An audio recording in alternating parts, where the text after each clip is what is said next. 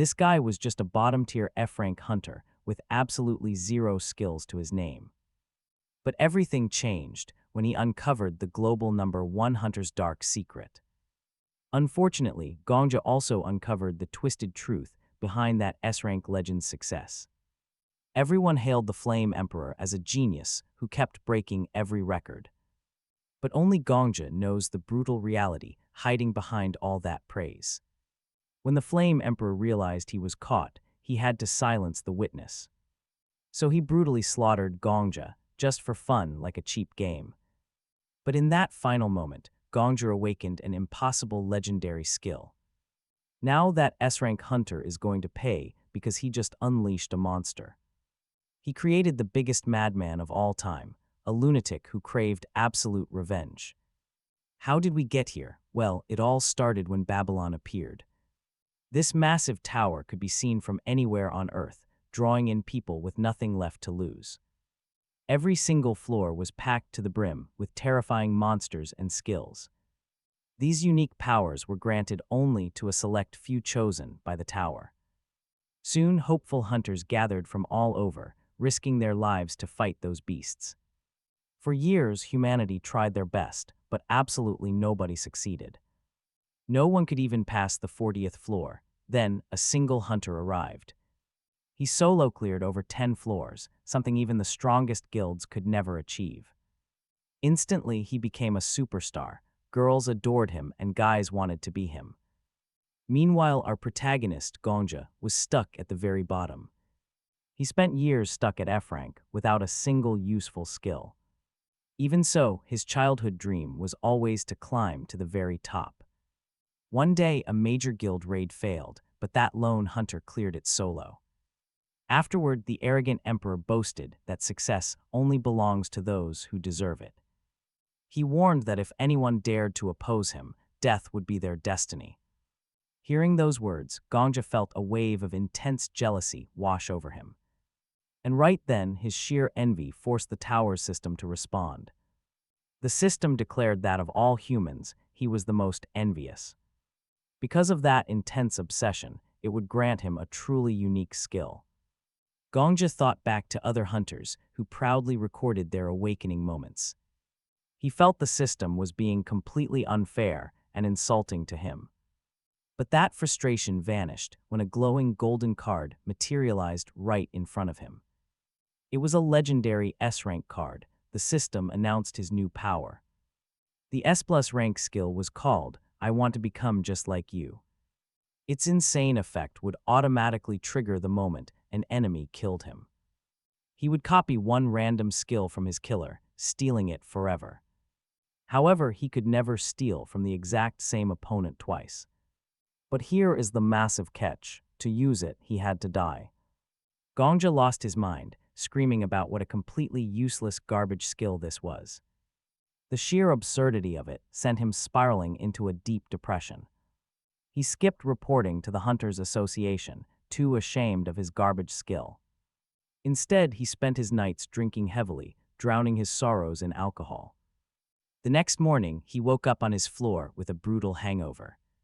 But before he could even crawl to bed, he heard a desperate voice screaming. A sudden, brutal headache. As he lies flat on the floor, a voice screams out. Gongja quietly pulls himself up, straining to hear the Flame Emperor's conversation. He was speaking to a silver-haired girl, praising her acting skills. To anyone else, she looked like a victim, but he knew better. That drink she was holding was actually basilisk stomach acid, deadly, lethal poison. Without his cheat skill, he would have swallowed it right up. The girl quickly stammered out excuses, pleading that it was all a misunderstanding. She swore she only wanted to join his party for the tower hunt. Gongja listened from the shadows, completely lost in his own head. None of this made sense. Was it a lover's spat or hunter business? Before she could finish, the Flame Emperor grabbed her by the throat. He declared their little chat was officially over. There was nothing left to discuss. From here on, she was only allowed to nod and answer his questions. Lying was useless anyway, since his built-in lie detector was already active. His first question cut straight to the point: who ordered the hit? Was it the Black Dragon Witch? At that name, she froze. She could not deny it. She slowly gave a silent nod. The Flame Emperor shrugged, muttering that he already knew the answer. With a simple flick of his hand, he incinerated her into ash. Gongja watched the entire scene in horror. Was this really the world's greatest hero? No, this man was no hero. He was a cold-blooded, psychopathic killer. Terrified, Gongja backed away and stepped right on a glass bottle. In that single instant, the Flame Emperor heard him, his cold gaze locked onto him. He even mocked that he thought he had cleared out all the rats tonight. Gongja could see it in his eyes, the raw, cold gaze of a killer. The saint, that silver-haired girl, was definitely not his first victim. There were dozens more. Panic seized him. Gongja stumbled, collapsing to the cold ground.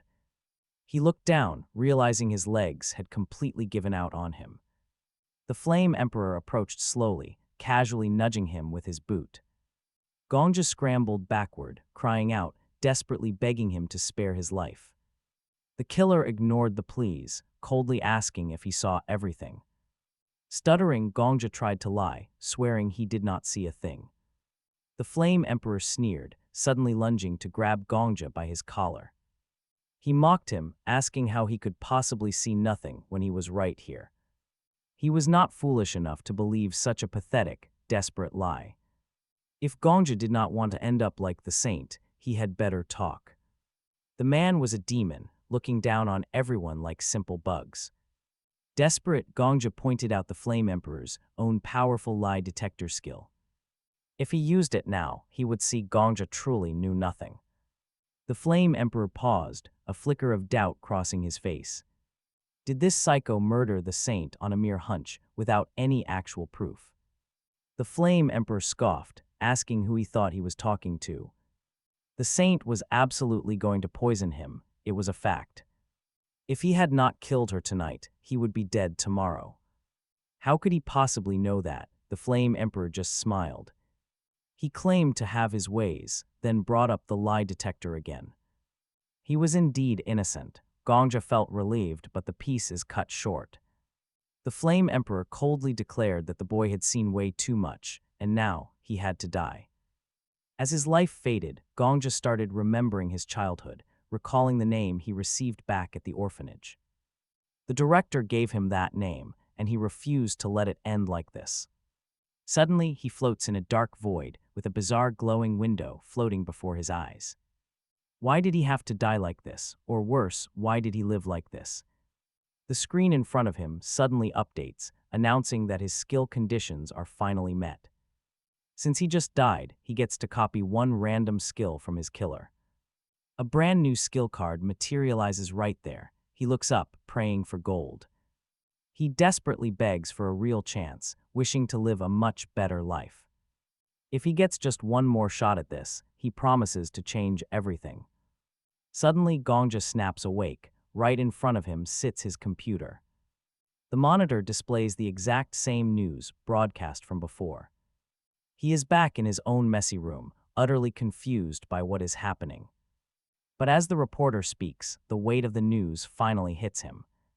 His head spins in absolute shock. How on earth did he get back home? He checks his phone. The exact same internet comments are repeating. It is the same broadcast from yesterday, playing right before his eyes once more. His mind goes completely blank. It makes zero sense. But then he remembers, right before dying, he grabbed a gold card. He commands the interface to open, spotting his usual copycat skill right there. But right next to it sits a brand new ability, stolen directly from his killer. The Flame Emperor's legendary cheat skill. Now it belongs to him.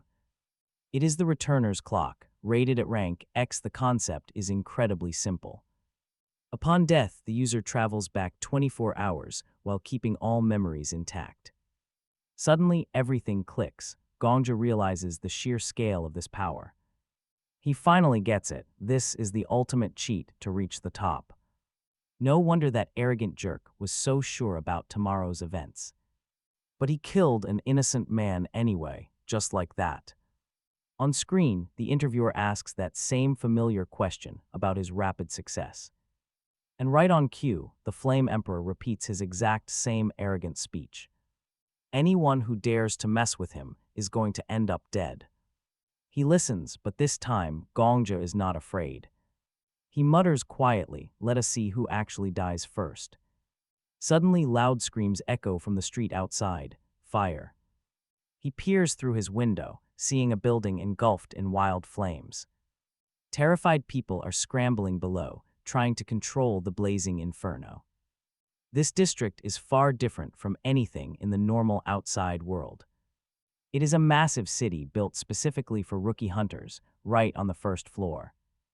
Gongja rushes straight into the panic, checking the current time on his phone. It is the exact hour he got heavily drunk the previous night. The exact moment the Flame Emperor covered up his brutal crime. Up ahead, the legendary rank 2 hunter, the Black Witch, is fighting the fire. She commands the powerful Black Dragon Guild, and just a few steps away. Standing just a few steps away is another high ranker. Rank 5, the Master of the Healers and Pharmacists Guild, the Alchemist Master. And the one calming the panicked crowd was rank 10, leader of the cities. Surveillance Corporation, the Paladin. Gongja recalls how some people call his city the City of Ascension, though it was a place you could never live. Once inside, being hunters, most were pretty used to extreme crises like this. While Gongja was thinking, he overheard someone mention they had not seen Saint Tess since she never missed an emergency. But the Paladin chimed in with a guess that maybe she was out with her boyfriend, having noticed her spending tons of time with the Flame Emperor. The Alchemist Master admitted she did not like him, feeling that something was seriously off. Right then, a newcomer arrived on the scene. It was the Flame Emperor, joking about people playing with fire without his permission. But Gongja would not be fooled by that smug grin. The Paladin thanked him for coming so fast, asking if he could stop the blaze. Simply asked what was in it for him, making Gongja absolutely furious, wondering how anyone could be shameless enough to demand rewards for saving people, especially when he started the fire himself. The Paladin noted he was pretty arrogant for the top-rank hunter, but he scoffed that he did not care about his reputation, and without a reward, he would leave. But Gongja knew a dark secret that no one else did. To the world, the Flame Emperor was just a slightly eccentric hero. But Gongja was the only one who knew his true, murderous nature. Because of that, he had to put him down, so Gongja turned around and headed straight for the Flame Emperor, ignoring those trying to stop him. But he refused, for the sake of humanity and the honor of hunters. This guy had to go, no matter what it took. That psychopath had to be put down. Suddenly, Gongja charged and dove straight into the flames, feeling everyone staring through the intense pain. But this was his only option to reset the clock. Gongja leaped back 24 hours in time, waking up once again in his tiny, messy, foul-smelling apartment.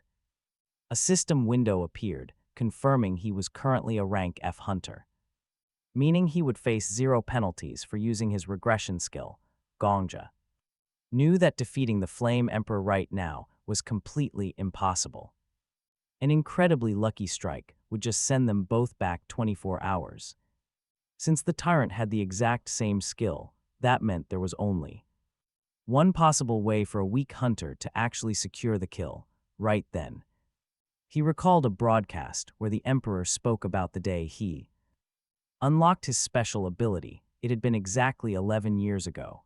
The host teased him about having such an amazing memory to recall it clearly. But the Flame Emperor shrugged it off, saying it was just because he awakened on his birthday, specifically 11 years ago on June 7th. June 7th, Gongja calculated that it would be exactly 450 days ago. If he ended his life 450 times, he could go back to before the Emperor awakened. Gongja stepped back 24 hours in time and once again did the same. He repeated the grueling cycle. As a rank F hunter with nothing, he faced no penalty for using the skill. Then he finally reached the last day, ready to wake up one last time. He woke up in his room once more. A quick glance at the clock confirmed he had finally made it. The endless newspapers plastering his walls about the legendary Flame Emperor were completely gone. They had vanished. He was truly back before the legendary Flame Emperor even existed. He ended up dying 30 more times than his original plan of 4,050. This included every agonizing suicide, along with a few close escapes here and there. All of this suffering was for one purpose: to prove the demon was not invincible. From this moment on, he would show the world a brand new era. Rewound 11 years to May 6th at 11 a.m., exactly where it all began. Inside the future Flame Emperor's apartment, Yu Suha groaned as his alarm went off. He had a massive hangover from drinking too much, but Gongja already knew this.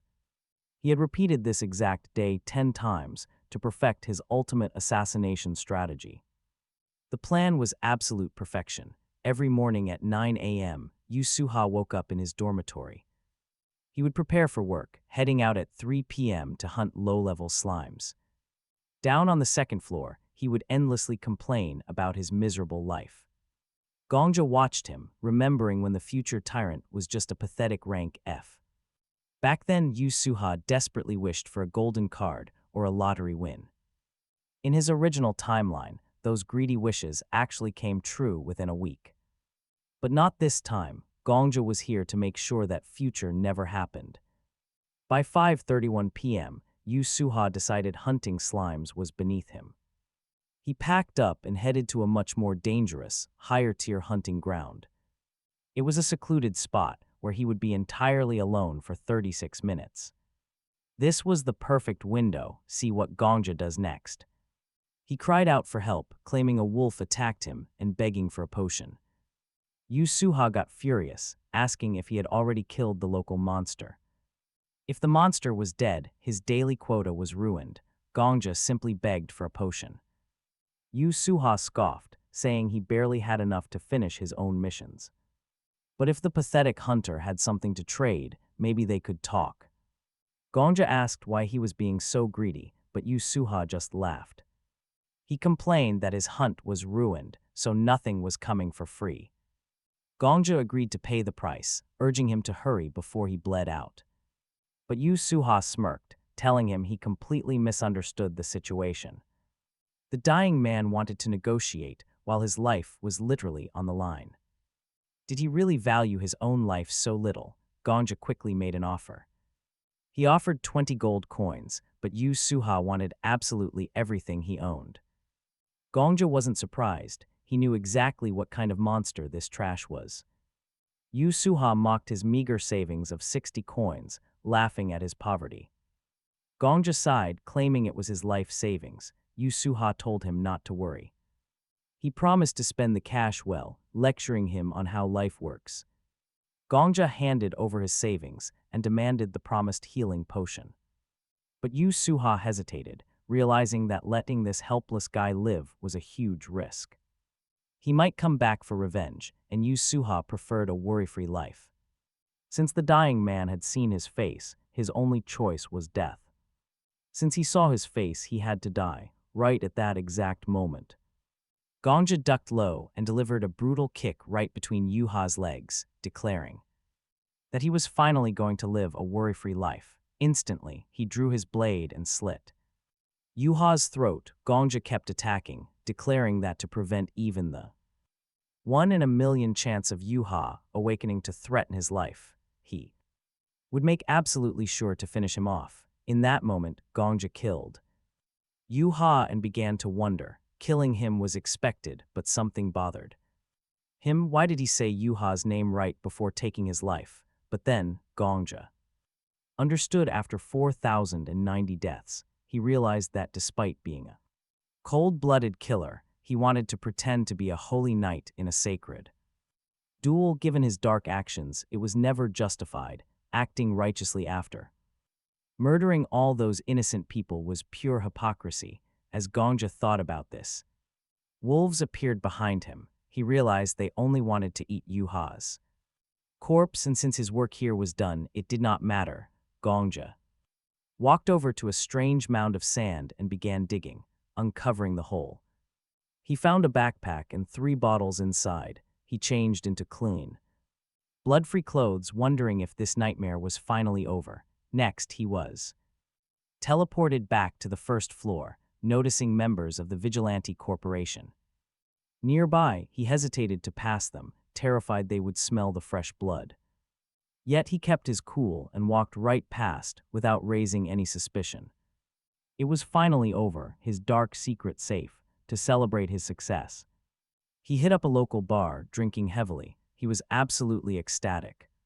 Because the dreaded Flame Emperor, Yuha, was officially gone, patrons noticed he seemed incredibly joyful, and he laughed, saying he had to celebrate his fresh start. All his life problems had finally vanished. Right then, he opened his status window, only to realize he still did not have any combat skills. But he brushed it off, knowing that complaining now was just pure greed. And honestly, who can blame him, with his broken time reversal ability? He could easily win the lottery or sell secret strategies to clear the upper floors. As Gongja was plotting his future, a strange visitor walked in, an old man. Wearing bright red sneakers, he ordered a warm milk mixed with some vodka. Gongja stared, finding the old man incredibly bizarre, but around the bar, patrons began whispering in hushed tones, shocked to see him in person. Squinting through the dim light, Gongja froze as he recognized the legendary figure. The absolute #1 ranked hunter of this era, the famous Sword Saint. His real name was Marcus Kalenberry, a man largely forgotten by the public. After 11 years, a long time had passed since he vanished, but before the Flame Emperor rose to fame, he was the tower's true king. Gongja stared in awe, realizing he was standing before the ultimate powerhouse of this generation, wondering how many S-rank skills this monster actually possessed. Unlocked abilities that were actually useful, unlike his own weird passive cards. Then it clicked, his own broken cheat skill allowed him to copy abilities from anyone who murdered him, which meant he could theoretically steal the rank. One's skills, even if the old man killed him right now, death was meaningless. Since he would just regress one day, excitedly, Gongja pulled up old forums, discussing the legendary warrior, though nobody online seemed to know his actual powers. Some rumors even claimed he abandoned a wealthy northern family just to climb the tower. But reading through these internet posts, the main character realized the truth. The legendary Sword Saint was completely hidden in mystery, leaving no real trace. Nothing but baseless rumors existed, if only he craved attention like the arrogant Flame Emperor. Then out of nowhere, a harsh voice cut through his thoughts. The old Sword Saint snapped, telling someone to shut up. But he was actually just muttering to himself. It was a bizarre sight. So the rumors about his madness were true. Our hero couldn't help but wonder. Why did every single high-ranking warrior have a massive screw loose in their head? Scanning the online forums once again, he spotted one highly rated warning. It warned never to speak a single word around the eccentric old man. One first-hand witness swore that this story was 100% true. If you actually value your life, never mention one specific topic to him. Apparently, some high-ranked hunters picked a fight with him on the 9th floor. They mocked the old man, telling him he needed a hearing aid. Insulting his future family, they called him a senile old fool. They claimed his grandchildren would grow up to be just as pathetic. Without hesitation, the Sword Saint instantly sliced the loudmouth clean in half. People thought the post was a joke, but the warning was clear. And honestly, you just know our main character was crazy enough to try it. Meanwhile, the agitated old man tossed down some coins and walked out. The silent patrons in the tavern finally let out a sigh of relief. They whispered about the crazy old geezer who kept talking to himself. Slipping away quietly, the main character began his pursuit of the top ranker. Where could the legendary warrior have vanished to so quickly? Since he pursued him immediately, the old man couldn't have gone far. Scanning the crowded streets, he spotted the target and trailed him. It was easy, no one else in Babylon dressed in such ancient robes. He wondered what kind of overpowered skill this old man possessed. The Flame Emperor had a rank 10 skill that controlled time itself. Since the Sword Saint ruled long before him, his power must be insane. Could he have acquired a skill even more broken than reversing time? Suddenly, the old Sword Saint stopped in his tracks, murmuring to himself. Caught off guard, the main character watched as the elder turned. The old man told him to stop hiding behind the trees. Stepping out, our young hunter apologized for his incredibly rude behavior. He wanted to ask the legendary sword saint for a small favor. But the old man just burst into a cold, mocking laugh. The old man sneered, asking if he had followed him poorly on purpose. But our main character was the one truly caught off guard here. He carried no weapons, yet the elder already drew his blade. It felt like an execution, just for following him down an alley. The elder sneered, praising him for acting like a first-class assassin. This was a massive misunderstanding, and our hero was completely baffled. He was going to die before he could even mention the grandchildren. Gongja claims he has no idea what is happening, but the Sword Saint snaps. Claiming the kid cannot fool him after all this acting, but Gongja presses on. Insisting he really does not understand, how could anyone mistake him? For a top-tier assassin, honestly, he is actually pretty proud of. Looking completely ordinary, but the Sword Saint suddenly draws his blade. Ordering him to shut his mouth, the old man possesses unique powers, including one that reveals exactly how many lives a person has taken. That is when Gongja freezes. A kill is a kill, no matter what. Sure, he took down a future monster, but there is absolutely no way to explain that in this current timeline. The old man must see a giant number 1 floating right above his head.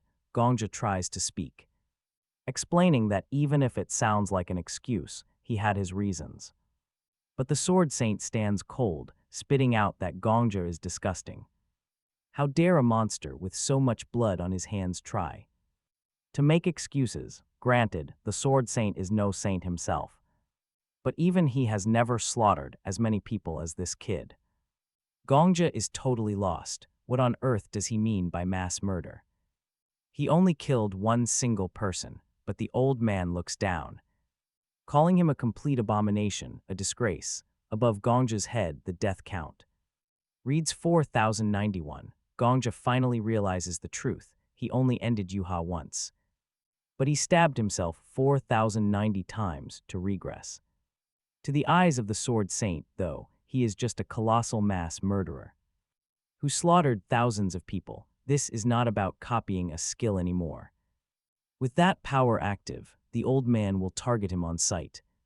Over and over through every single timeline, suddenly the Sword Saint lunges forward. Gongja barely dodges the flashing blade, but the old man just smiles, fully convinced that only a top-tier assassin could possibly avoid his strike. But Gongja is in deep trouble, while focusing entirely on dodging the follow-up. His foot catches on a loose rock, sending him crashing down onto the ground. Obviously, dodging that first swing was nothing but absolute, pure luck. This time there is no escape, but as the Sword Saint prepares to deliver his final blow, the old man suddenly barks out, "Shut up."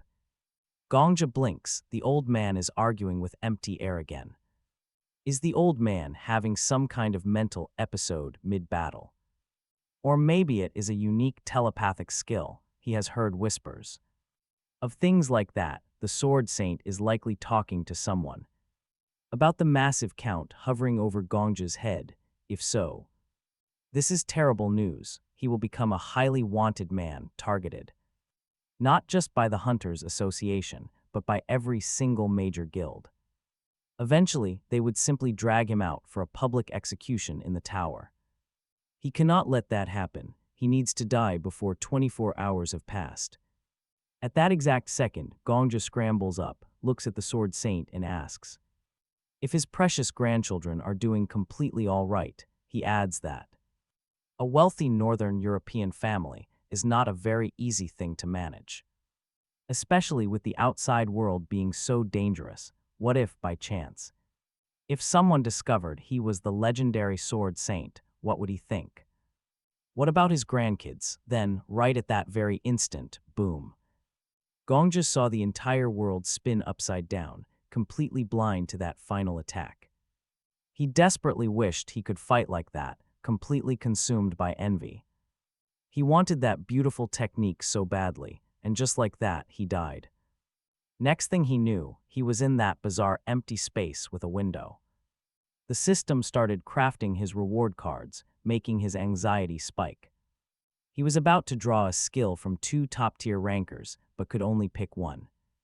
That was the same rule as with the Flame Emperor, but as he looked closer, "Hold on, look at the screen, there is not a single gold card here." Unlike the Flame Emperor, the legendary sword Saint Marcus Kalenberry reached his peak without ever using S-rank abilities. Gongja fell to his knees. He was stunned, desperately searching the silver cards for an overpowered skill. There were only 3 bronze cards and 4 silver ones in sight. Ignoring the useless bronze tier, his odds were exactly 1 in 4. The annoying kill counter was in there, which he definitely did not want. He needed a serious combat skill, so he reached out and grabbed a silver card with everything he had, the moment he confirmed his choice. He was thrown back 24 hours, waking up in his messy bedroom again. Gongja scrambled to open his status screen, hoping for the main sword skill. It was another passive, but at A+ rank, it was not the kill counter. He flopped onto the mattress, whining that he wanted something flashier like aura. Then he inspected the card he took from the Sword Saint. It was called Sword Throne, though the name did not explain a single thing. Suddenly, a grumpy voice complained about all the noise, breaking the silence. Gongja looked over, completely startled to see a floating spirit talking to him. The specter snapped, telling him to shut up because they had to train soon. Gongja kept his composure, politely clearing his throat to ask who it was. The spirit gasped, asking if Gongja could actually see and hear him. Gongja replied that of course he could, since they were literally having a conversation. This completely threw the spirit off, since things never worked this way. It muttered in confusion, looking around and wondering where Marcus went. Gongja asked if it was talking about Marcus Kalenberry, the Sword Saint. The specter scoffed, saying that title was an exaggeration, but yes, him. It demanded to know if Gongja knew where the old man was hiding. Since Gongja was here, the old warrior had to be close by. Our hero stared, trying to figure out what this entity actually was. Looking back at his new skill card, the truth suddenly hit him. This spirit was an otherworldly traveler who cleared 99 stages of the tower, but failed at the 100th. Gongja asked if he was the guardian spirit. The specter grumbled that he probably was. Gongja stood there, completely shocked. He stammered that he might have accidentally stolen him from the old man. The specter froze in total horror, immediately bursting into tears. It wailed that since Gongja copied the skill, he should be able to undo it. It begged him to reverse the connection, complaining about how modern hunters are. If you take the wrong thing by mistake, you can usually just return it, but Gongja was frozen. This entire situation left him totally lost. He couldn't control this weird skill of his. The legendary ghost was devastated, sliding into a deep depression. Imagine getting stolen by a loser. It immediately began hurling angry complaints at Gongja. It claimed to have warned the old man to choose the right path, but Gongja interrupted.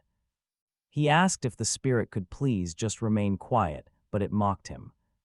It scoffed that the dead cannot be quiet. That made an annoyed Gongja snap back.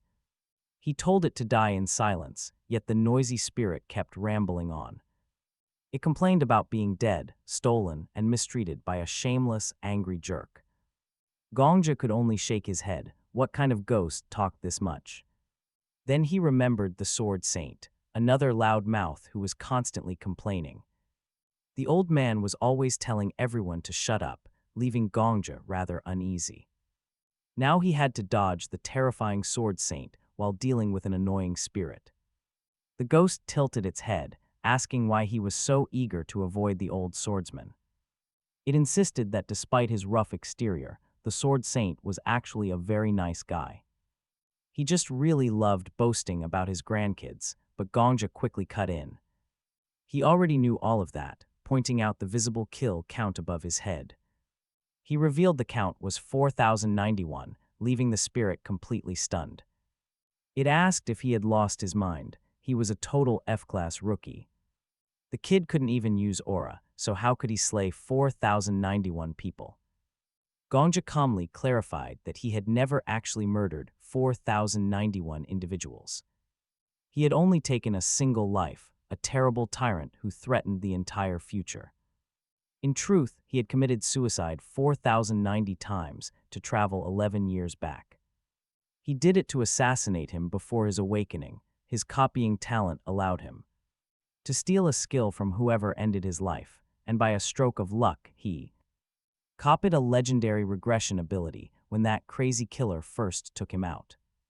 Whenever Gongja dies, he regresses 24 hours from the exact moment of death. This made him essentially immortal. He desperately wanted payback against his killer. But that tyrant was the absolute number one, protected by his own cheat-like resurrection ability. Therefore, Gongja chose to travel all the way back to the pre-awakened era. The ghost stared in disbelief, trying to process this madness. He went back for revenge, killing himself repeatedly for 11 straight years. A heavy silence settled over the room. The atmosphere grew incredibly tense. The ghost finally asked for his name, and he calmly replied, Kim Gongja. But why pick a fight with the Sword Saint and steal his skill right after? Gongja gave a straightforward answer, because the old man was the strongest. To rise to the top quickly, you must take power directly from the absolute best. The spirit realized Gongja was being honest because no one else could hear him. Since the spirit was invisible, nobody else could ever hear about his cheat ability. Gongja simply nodded, confirming that was indeed the reason he could speak so freely. With a curious grin, the ghost commanded the young hunter to stand up. He closely inspected Gongja, noting his solid frame only needed a bit of conditioning. The kid possessed a decent base and, more importantly, an insane level of ambition. Deciding the kid was actually worth mentoring, the ghost decided to make a proposal. He demanded Gongja hunt down some monsters. Soon, they headed back to the tower. Gongja asks the ghost if his only task is hunting weak slimes, and the spirit nods. Right then, Gongja slices the creature, but it ballooned up and swallowed his entire body. But he stays completely chill, quickly slipping out of the jelly monster. The ghost smiles, claiming that is exactly what he wanted to see. Gongja is confused. The spirit explains that back when he was alive, people called him the Sword Emperor. He came from another world, where a mysterious tower had suddenly appeared before him. He climbed it all the way to the peak. Gongja is absolutely stunned by this. This ghost is truly insane. After all, even the Flame Emperor only managed to reach the 40th floor, while this specter conquered the 99th. The Sword Emperor explains that at his rank, he can easily read anyone's innate talent. He just needed to watch Gongja fight a bit to evaluate his actual skills.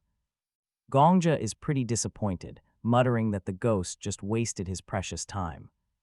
He has zero talent for combat anyway, but the ghost completely disagrees with that. What absolute rubbish, he says. Gongja actually possesses an incredibly massive talent. Our hero wonders if this is some sick joke, but the ghost is dead serious. Sure, he has absolutely zero knack for physical combat or martial arts. His movements are super clumsy, his body is weak, and he cannot sense aura.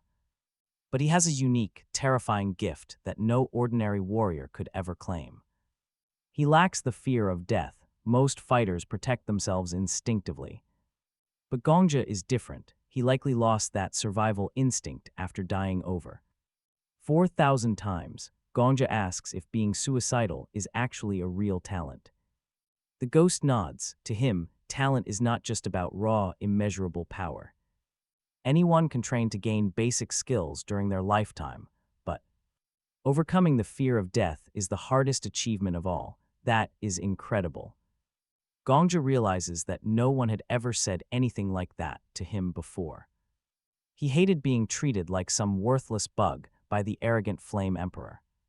He hated it so much that he literally ended his own life 4,090 times. Now get this, death itself, the ultimate fear, has somehow become his talent. The spirit then asks a crucial question, since he copied the old man's skill. It means he died by his blade. What did he feel in that final moment? Gongja calmly answers that the moon and the slash itself were incredibly beautiful. Hearing this, the ghost bursts out laughing, finding this kid absolutely fascinating. He notes that since Gongja can copy skills, a parallel version of himself exists, out there acting as the guardian spirit for the legendary sword saint. Now he is curious to see which of them will become the ultimate hunter. To find out, he decides to train Gongja. He will guide him all the way to the very top, making sure he surpasses the old man and dominates this tower. Early the next morning, the noisy ghost is already nagging him to get up. He warns Gongja that while he sleeps, the sword saint is already climbing higher. He is probably on the 10th floor by now, if Gongja does not wake up. The spirit threatens to sing. Gongja finally drags himself up, deeply annoyed. He asks if the ghost has no concept of time, since it is only 4 a.m. The ghost retorts that even bugs are awake by 4, but Gongja is not buying it. He knows the spirit is only bothering him because ghosts do not need sleep. Still, Gongja now understands why the sword saint always trained at these insane hours. Kneeling wasn't his choice, he was simply exhausted. Then the ghost smugly smirked. He told Gongja to show some respect. Our hero angrily swore to end him. The ghost burst out laughing. Since he was already dead, he was completely untouchable. He taunted Gongja, suggesting that if he was that mad, he should just end himself. Too bad he couldn't even do that. Dying would just trigger another regression loop. So the ghost happily declared that Gongja's official new nickname was now Zombie.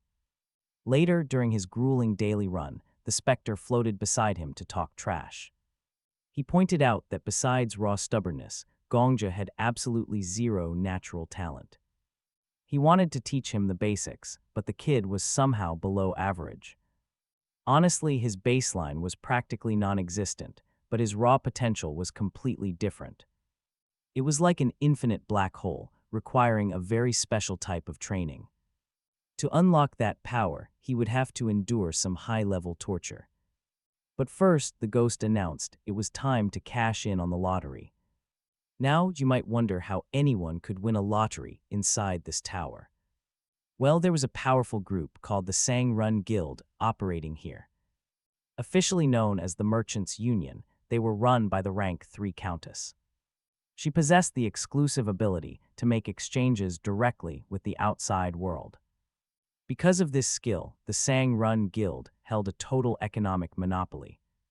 Consequently, they became the sole place in all of Babylon where you could bet. Gongja eventually walked in, casually dropping his ticket right onto the main counter.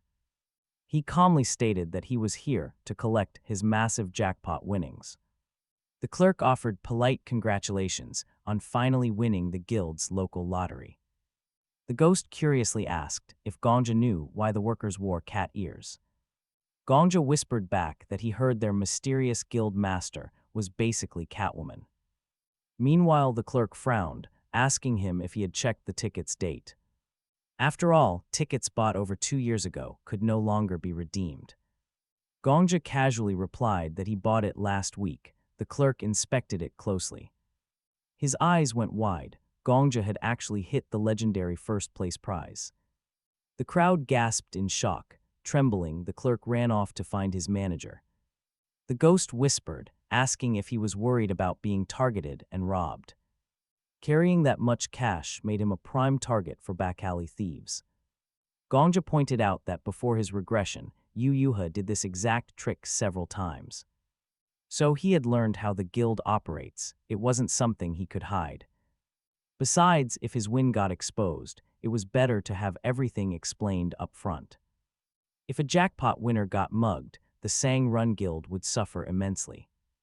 Right on cue, the guild's formidable manager, Arthur Tyler, finally stepped out. He was a legendary figure, famously known as the guild's vault guardian.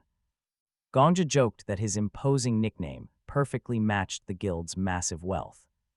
Normally, a lowly F-rank like Gongja couldn't even stand near such experts. But today was different. He was now a client worth 50,000 gold.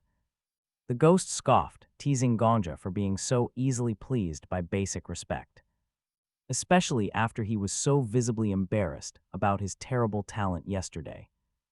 Gongja gritted his teeth, wishing he could murder the annoying ghost. The specter ignored his glares, telling him to stop being so easily swayed. He insisted that everyone else in the world existed solely to be crushed. Anyone with emperor in their name was a complete psychopath, and he never wanted to be. Like them, Arthur asked Gongja if he was having any trouble, but the young man shook his head, saying he was just unfocused. Arthur admitted he felt relieved, having worried that someone might have treated him poorly before he got there. Gongja silently wondered if this kind guide was actually some sort of angel. Little while later, they stepped into the VIP room, where Gongja's massive prize was waiting 53,000 gold. Seeing that enormous fortune, Gongja couldn't help but swallow hard. In his old world, all that gold was worth around $5 million. With that kind of cash, he could easily live comfortably forever.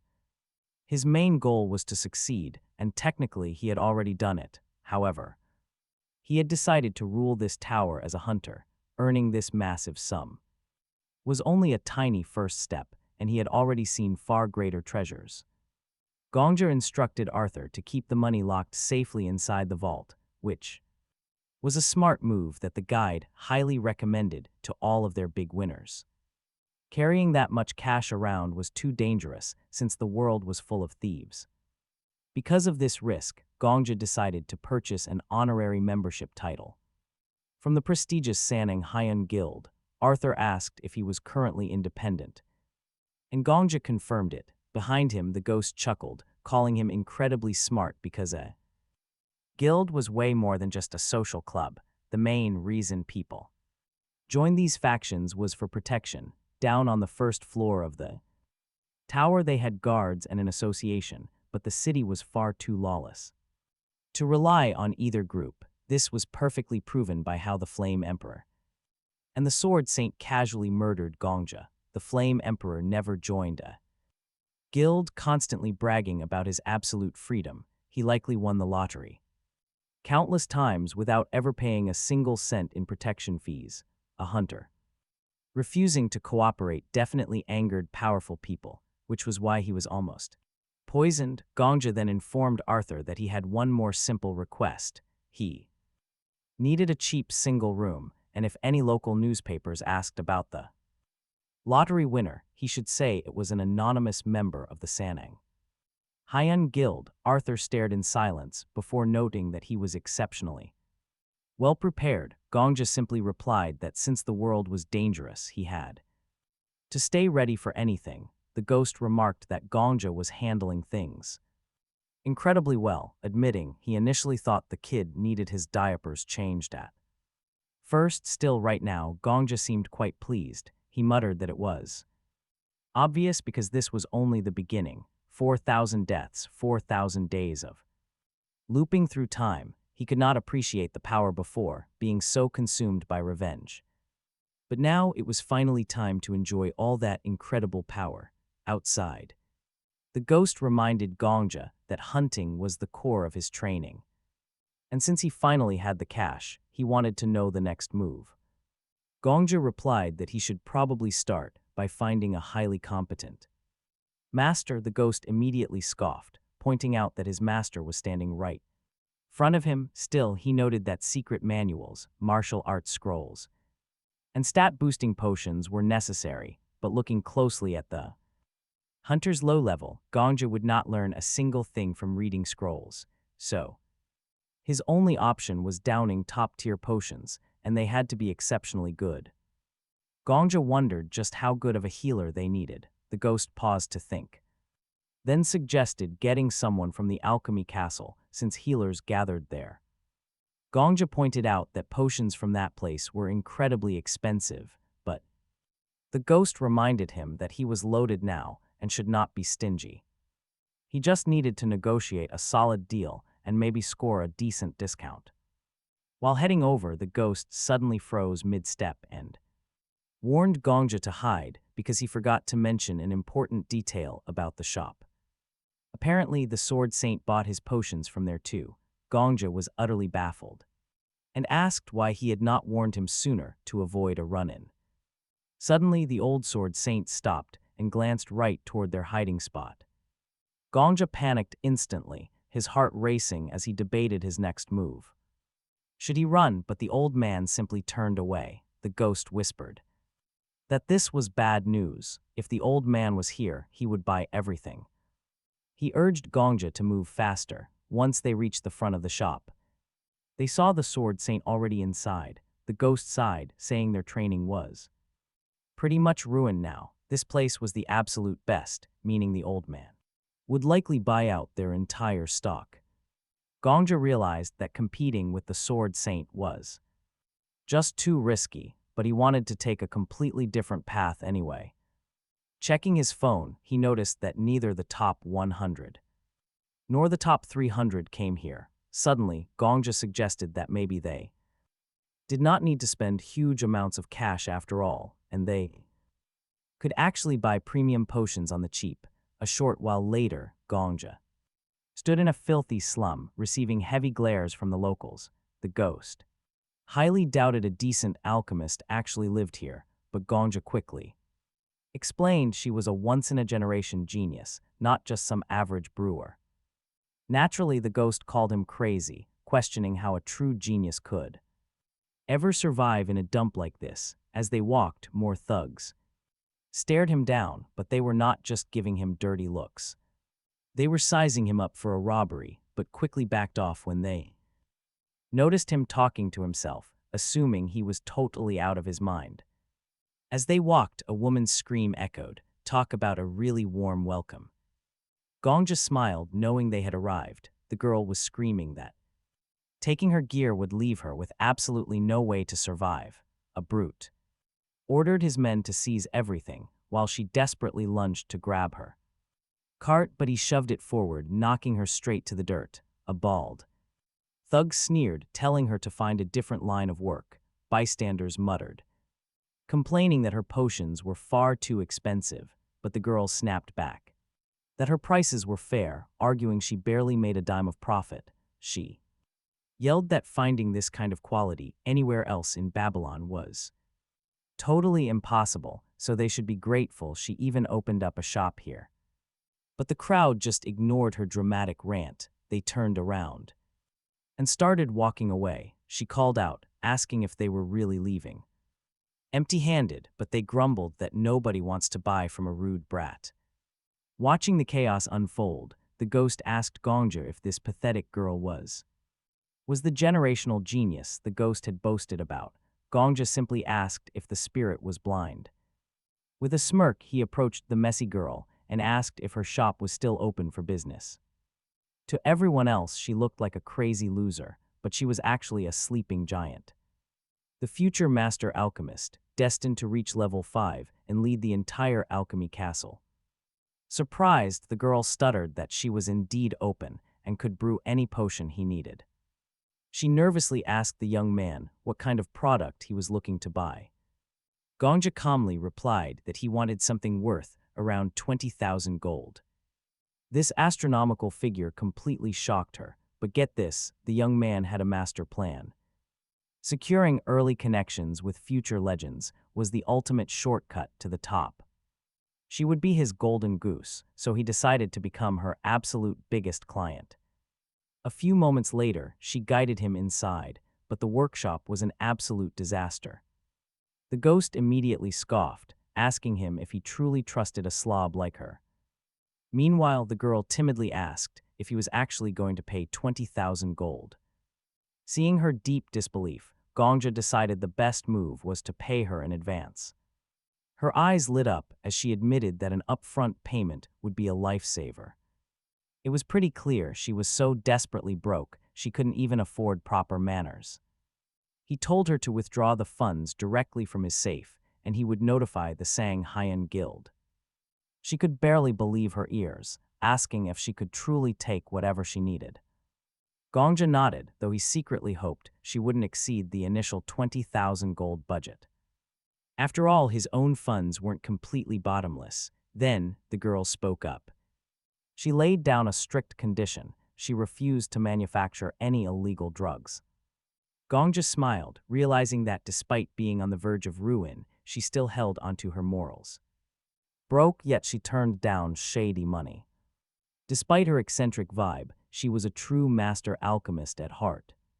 He assured her she could relax, promising he had no interest in illegal substances. Relieved, she pulled out a notepad and asked what kind of custom potion he wanted to order. The ghost grumbled that she seemed like a rookie, but offered to share one of his secret recipes. Gongja began listing the rare ingredients one by one while she frantically wrote them down. Once the ghost finished dictating the full list, the girl stared at the paper in awe. She gasped, noting that these elements would create an incredibly advanced reaction time booster. She praised the sheer genius of the recipe, leaving the ghost utterly stunned by her sharp eye. Overjoyed, she immediately began to ramble on and on about chemical structures and theory. Both Gongja and the spirit realized she was indeed a rare, obsessive prodigy. Cutting her off gently, the young man asked how long the brewing process would take. She nervously estimated it would take around 4 days and started making excuses for the delay. But Gongja was secretly amazed. In his past life, ordering from her took forever. Back then, getting a single brew from her guild meant waiting months or even years. He gave her a reassuring smile, telling her that waiting 4 days was practically nothing at all. As they walked away, the ghost kept grumbling, warning him that she might just be a smooth talker. He chuckled, completely unbothered. Instead, he asked the spirit where he had actually found that brilliant recipe. The ghost proudly boasted that it was his own personal masterpiece, his ultimate creation. After hearing his proud bragging, Gongja teased him about how she had praised his work. He reminded him that she called it a high-level recipe and that her word was absolute. Even if the ghost doubted her now, 10 years from now, she would rule the alchemy castle. The ghost was highly skeptical, warning that she would likely just take his money and run. 4 days later, he arrived to find his massive order of potions completed. She handed 3 boxes over to the main character, with 30 potions packed into each one. The main character noted that this massive batch was easily worth 30 days of hard work. Privately, he realized this was 15 times more efficient than buying from the regular shop. The spirit had recommended a shop, but this deal was on a whole different level.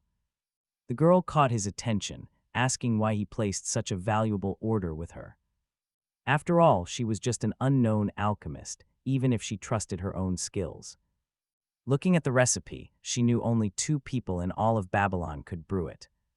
He had personally seen how everyone else in the area treated her like a lunatic. They all called her a madwoman, but he knew the truth about her talent. Standing before him was the most brilliant pharmacist of this entire generation. Yet, talent was not the only reason he chose to support her. She had rushed to save the city faster than anyone else when the flames erupted. She was also one of the few who never fell for the Flame Emperor's lies. Being incredibly skilled and genuinely kind, losing her as an ally would be a tragedy. Of course, he kept these deep thoughts to himself, offering a simpler answer instead. He simply told her that she seemed kind and deserved to find real success. He believed that good, hardworking hunters needed to stand together and succeed. That way they could lift each other up and survive this unforgiving tower. Let's be honest, watching only the crazy psychopaths succeed is always frustrating. So he genuinely wished for both of them to reach the very top. His words were completely sincere, and the girl could feel his raw honesty. She warmly agreed, saying they should both succeed to make the world a better place. As he turned to leave, she promised to prioritize any future orders he might have. He could contact her at any time, and she would help him immediately. He expressed his gratitude, but the ghost immediately started teasing him about his speech. The ghost mocked his poetic words, making our main character cringe at his own speech. But there was no time to be embarrassed. They needed to start training immediately. Arriving on the third floor, he realized the monsters here were far stronger than him. Panicked, he asked the ghost for advice on how to handle the situation. The ghost casually told him to drink the potion, which he did right away. Surprisingly, the taste was quite normal, with hints of lemon and sweet honey. But a split second later, a bizarre sensation washed over his entire body. The entire world began to spin as cold sweat drenched his skin. The ghost chuckled, noting that the girl really knew how to brew a potion. His senses exploded. It felt like he could count every single hair on his head. Even individual droplets of sweat felt alive as they rolled down his skin. His perception of reality was enhanced to an absolutely terrifying degree. The ghost explained that the energy swirling around his heart was called aura. Every hunter inside the tower possessed it, though most never realized it. Mastering this energy would be key if he wanted to defeat the old man. Normally, a hunter would meditate for days to feel the flow of energy. But since he lacked raw talent, he had to take a much more brutal approach. If he wanted to survive, he needed to start running immediately. He realized the world seemed to slow down, yet even though he could see the attacks coming, his body just would not respond properly. As he ran, the ghost told the main character that he could dodge, urging him not to give up. Orcs are just low-level monsters with very simple attack patterns. It should be easy for him to deal with them. Once he recognized those patterns, he just needed to gather aura in his legs. Talk was cheap, though. If he could not even dodge, he would never take a single step toward success, yet he had to do it. Suddenly, bang, his heart pounded as a jolt ran through his entire body. He managed to dodge the orc's attack, but the ghost noted that it was way harder than it looked. It was because he lacked the necessary channels for aura to flow through his body. Metaphorically, his body was like a narrow mountain path, and he needed to transform this small path into an avenue so that aura could flow smoothly. He could only feel the energy now because of that potion, since normally he would just be a loser. But as the ghost spoke, the MC was giving his absolute all to dodge, just as the MC was nearly losing consciousness. He wondered what would happen if he transformed this path into a grand avenue. In his thoughts, frustration flared because that guardian spirit was completely right, and the metaphor he spoke truly fit him. An abandoned path covered in debris. Yet if he overcame this, what could happen? The ghost asked the MC if he remembered how that old man had killed him without even giving him time to react, and the MC confirmed it. Still, the ghost claimed anyone could pull off that kind of trick, and like he said before, the old man had a long way to go. As for the MC, he did not even need to comment. Hearing that, the MC grew even more frustrated, but right at that moment, he dodged the orc and lowered his head. He positioned himself fast, leaving the ghost somewhat surprised because what the MC did was genuinely creative. In that same breath, the MC drew his sword and charged straight at the orc, attacking in the next instant. The ghost told the MC not to let his guard down, since orcs have incredibly tough skin, so he should concentrate his aura at the tip of the blade, though that would be highly difficult for him. Simply put, he just had to try to focus all that aura into the tip of the blade. Little by little, the MC infused his blade, and watch this, he managed to slash the orc and attacked it again and again. Once the MC finally killed the beast, the ghost asked if he was in massive pain. It made sense since he lacked a decent channel and still forced his aura like that. He had to be feeling a pain that felt like he was dying. He had completely wrecked his body just trying to take down a single orc. Yet despite that, his final move was incredibly creative, and the ghost praised him because a real hunter always uses their head. Battle. As the ghost spoke, the MC was writhing in agony on the ground. The ghost asked him if he felt like dying, because that was exactly what was about to happen. Frankly, if it were not for his special return ability, he would never suggest this brutal training, because even that old man meditated after drinking the potion. He never abused his body as carelessly as the MC just did, but whenever he dies, he can just. What a crazy loophole. No matter how brutal the training gets, regression saves him. Each time Gongja regresses, his battered body completely resets to normal. But since the death counter rises with every suicide, he needs a new strategy. A new path. Luckily, his fundamental aura control is already locked down. With that head start, he only needs 100 more deaths.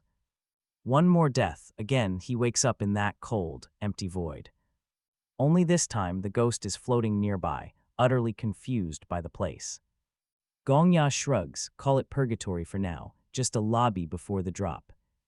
He waits for the system to announce his standard 24-hour rollback.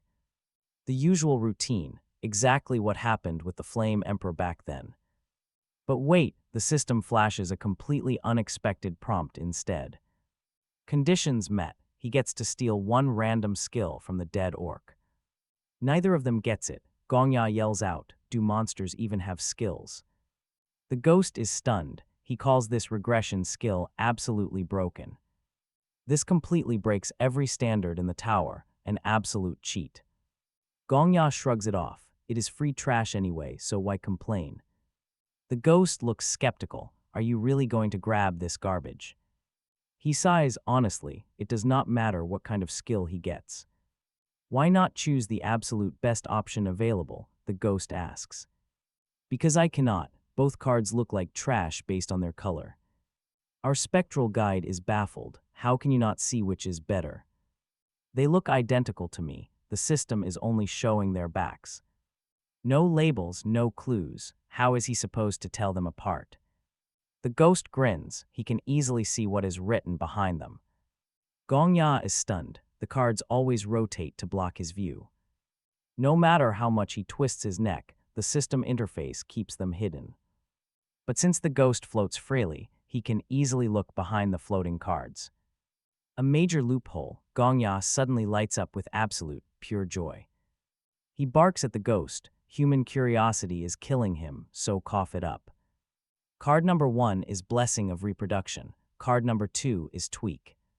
Reading the details, Gongja is speechless. Both options are absolute garbage. The ghost laughs, pointing out how hilariously unique an orc grunt skill is. Still, he grimaces. Tweak is way better than a breeding blessing.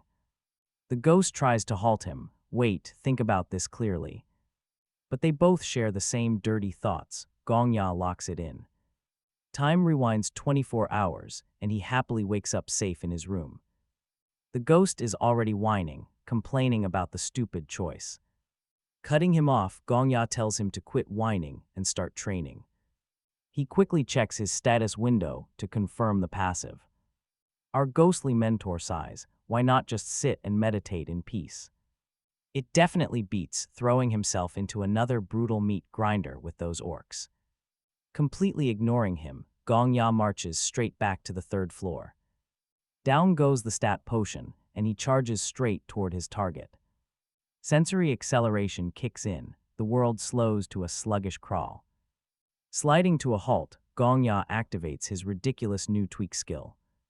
The target gets confused, and without wasting a second, the MC strikes him down. That ends the orc. The ghost immediately starts whining, complaining that the MC is basically cheating. He says this does not count as real training and asks if he feels any guilt. Deceiving a poor orc like that, completely ignoring the monster's feelings. Gong Jim does not care at all. A week passes in a flash.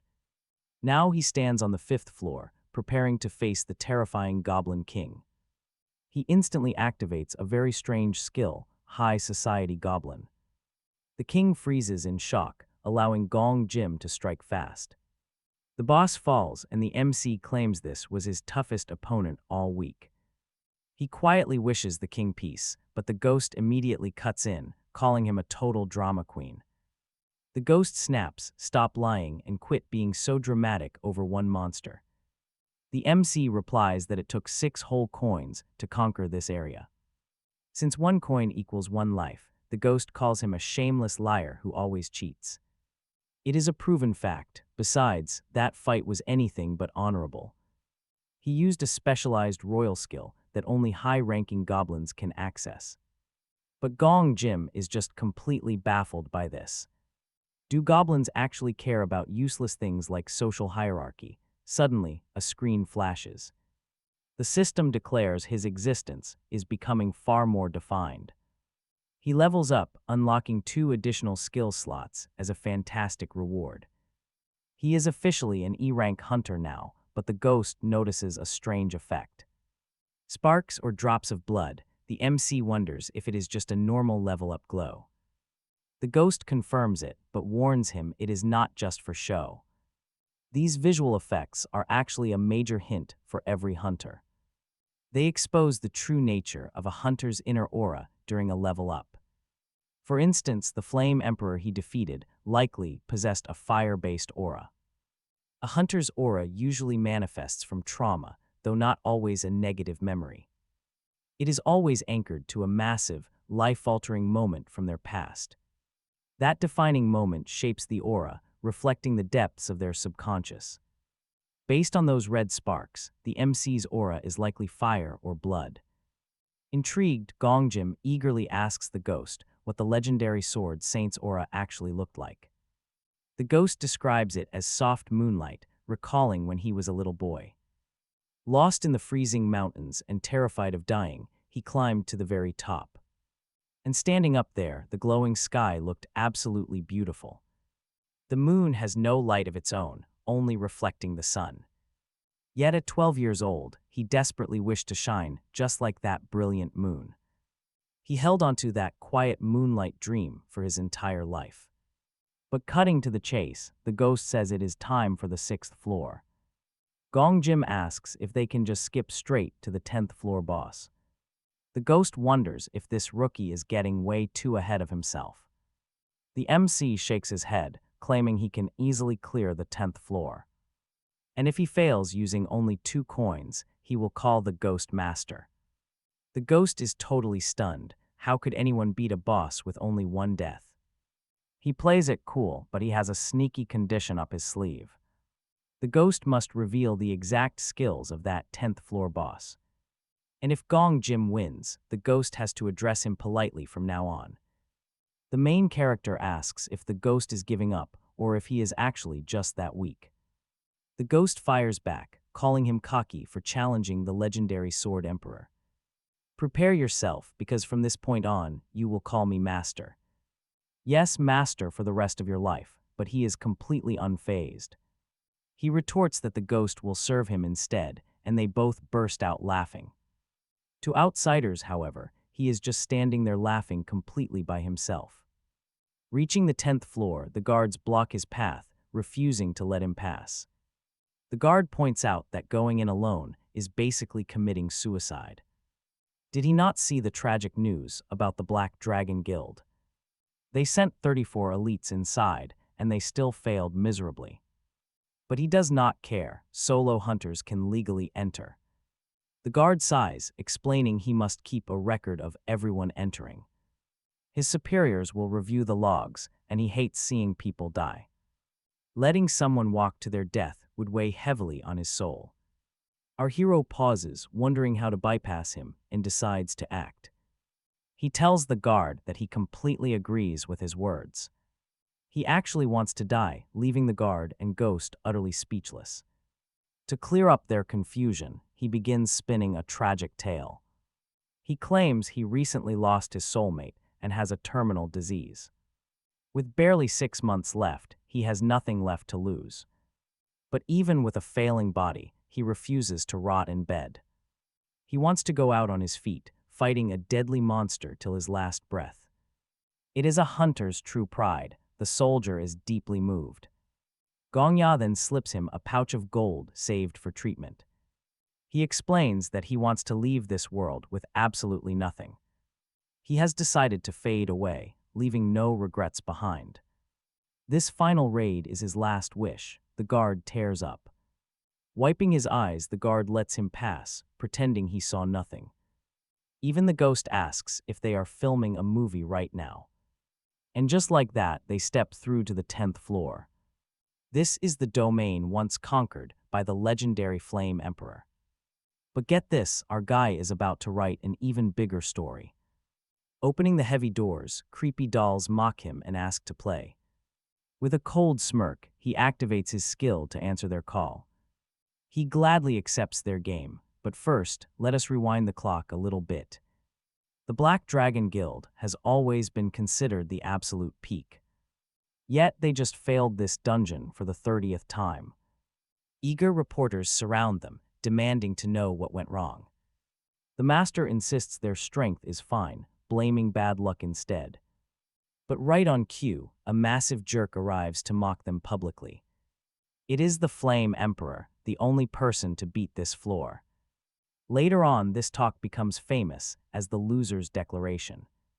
You might wonder how he was the only one who succeeded. Honestly, conquering the 10th floor is actually pretty straightforward. The boss hides inside, and you just have to break the correct doll. Destroy it. In the end, no protective aura lasts forever. 10 minutes was the absolute limit. Anyone could survive those blazing flames. But fire-type users were completely immune. That is how he safely cleared it. Having the sheer nerve to brag that luck itself is just another skill. The ghost even teased the main character, joking that his survival was pure luck. Right then he sighed, his own energy was fading fast. The spirit drifted closer, estimating he would last 1 minute at the most. For the record, he added, the old man endured 30 whole minutes. And now he is training to hit 1 hour before even challenging the boss. Unlike someone entering with absolutely no plan, the spirit doubted his chances. He doubted the boy could really clear this deadly floor with just 2 coins. Shut up, the kid snapped. He would think after dying once. The ghost laughed, asking if he seriously expected to expand his aura without dying. He explained that there were realistically only 2 ways to beat this challenge. Either find the correct doll, a 1 in a million shot, or survive long enough. He had to master his energy so it lasted long enough to locate it. 2 lives left, the spirit warned he was absolutely guaranteed to fail. But the kid just smiled, telling the spirit he missed a 3rd option. Because of that, they would see who gets the last laugh after his death. Aura depleted, his protective energy was almost completely gone now. He grabbed a doll at random, but the moment he touched it, it crumbled. Shattered just like that, the decoy broke right in front of him. The companion sighed, muttering that nobody could ever predict this crazy tower.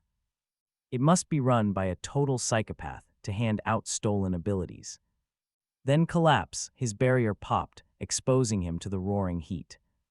Engulfed, flames swallowed him whole, immediately triggering his copy skill. His envy ability immediately started copying the powers of the infernal dolls. The ghost eagerly flew over to grab the glowing golden card, completely amazed. This was the S-rank Infernal Fire Barrier, an absolute beast of a skill. It summoned raging flames across a 2-kilometer radius, trapping everyone inside. Demon King, the spirit joked he would now rule over purgatory. But the kid just stared in silence, instantly sensing that something was wrong. Incredible power, yet a strange detail bothered him deep down. He had to be sure, so he told the spirit to read the other options. The spirit listed them off one by one, stopping cold at the very last card. Pure shock, the companion gasped, but the boy just grinned. Without even hearing the details, the boy knew he found his answer. The spirit stared in disbelief, amazed that he grasped the secret so fast. Even so, he urged him to take the gold card for its sheer destructive power. With one activation, it would instantly unleash a sea of fire to incinerate everything. The kid naturally wanted that gold card, but something made him pause. Among tens of thousands of decoys, only a single one was genuine. And that genuine doll would never burn because it possessed a fire aura. But if the others were fakes, why did their skill cards survive the fire? He had his answer: they must possess a skill to protect their own target. To avoid burning themselves again, the main character rewound time by 24 hours. However, since he was only an E-rank hunter, using this skill carried a heavy penalty. He had to relive the exact trauma of the monster that had killed him. Soon, the horrifying origin story of the infernal dolls began to play out. It started with a starving little child begging for just a few crumbs of bread. But the cold-hearted villagers repeatedly ignored him and turned him away at every corner. People constantly complained, wondering aloud where all these filthy street orphans even came from. Desperate and wandering, the boy accidentally bumped straight into an old man. He immediately cowered and apologized, fully expecting a harsh blow to come down. Instead, the old man gently patted his head, asking if he was hungry and hurting. The stranger noted how exhausted the child looked, his small body covered in bruises. He offered to take the boy in, claiming to be a kind doctor with friends waiting. It sounded like a dream, but the grim reality was far from a fairy tale. Trapped inside a wooden cage, the starving child asked when they could finally play. The doctor coldly told him to be patient, sneering that only beasts yield to hunger. He warned the boy that acting like a wild animal would lead to ruin. Just because he was born a stray did not mean he should act like one. The doctor ranted that useless street orphans did nothing but spread disease across towns. He fully believed he was doing a holy duty by purging these children. The memory then abruptly shifted to a dark room resembling a twisted slave auction. Cultists gathered to buy these orphans, planning to sacrifice them for the village. It was nothing but a bloodthirsty ritual masked as a noble act. The cultists whispered that the supply was running low for their next ritual. Locked away, the boy only wondered where the kind doctor took his friends. He could not understand why they kept getting hurt and crying out. Watching this horror unfold, the ghost muttered in disgust at the sick scene. The main character pointed out that they were witnessing the memories of spirits. But the ghost brushed it off, asking who exactly needed to repent here. The main character realized this was the tragic origin of the 10th floor boss.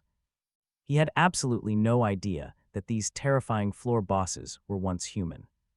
The ghost explained that long ago, many bosses were actually normal living beings. They are shaped by real, tragic events pulled from completely different worlds.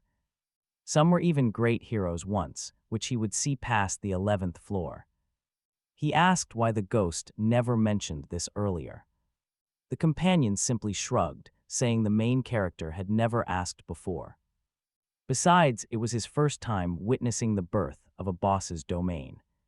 He knew it was from another dimension, but never understood the exact history.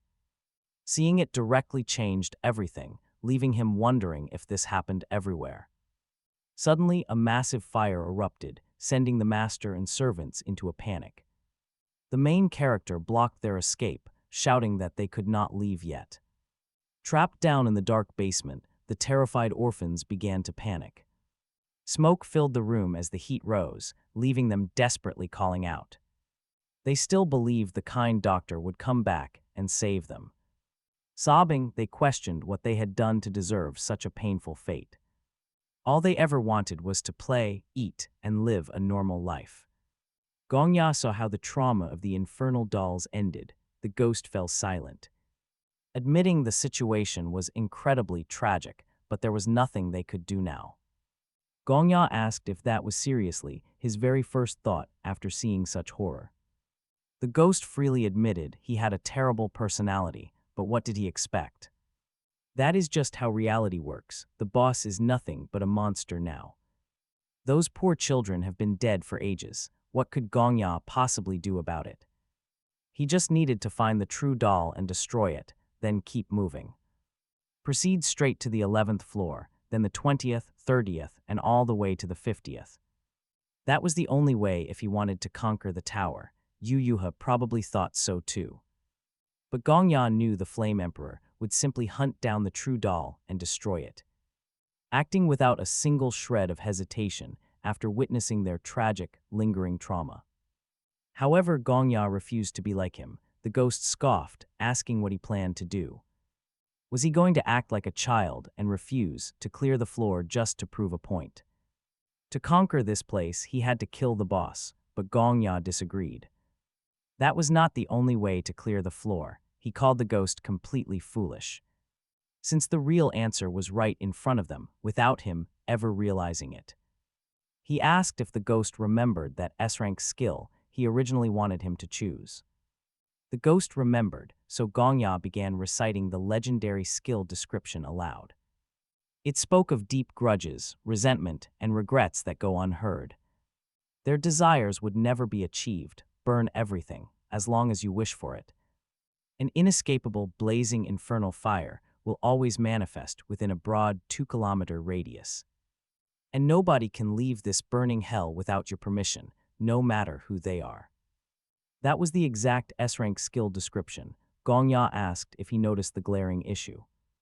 The ghost was utterly baffled, questioning what could possibly be wrong with the skill.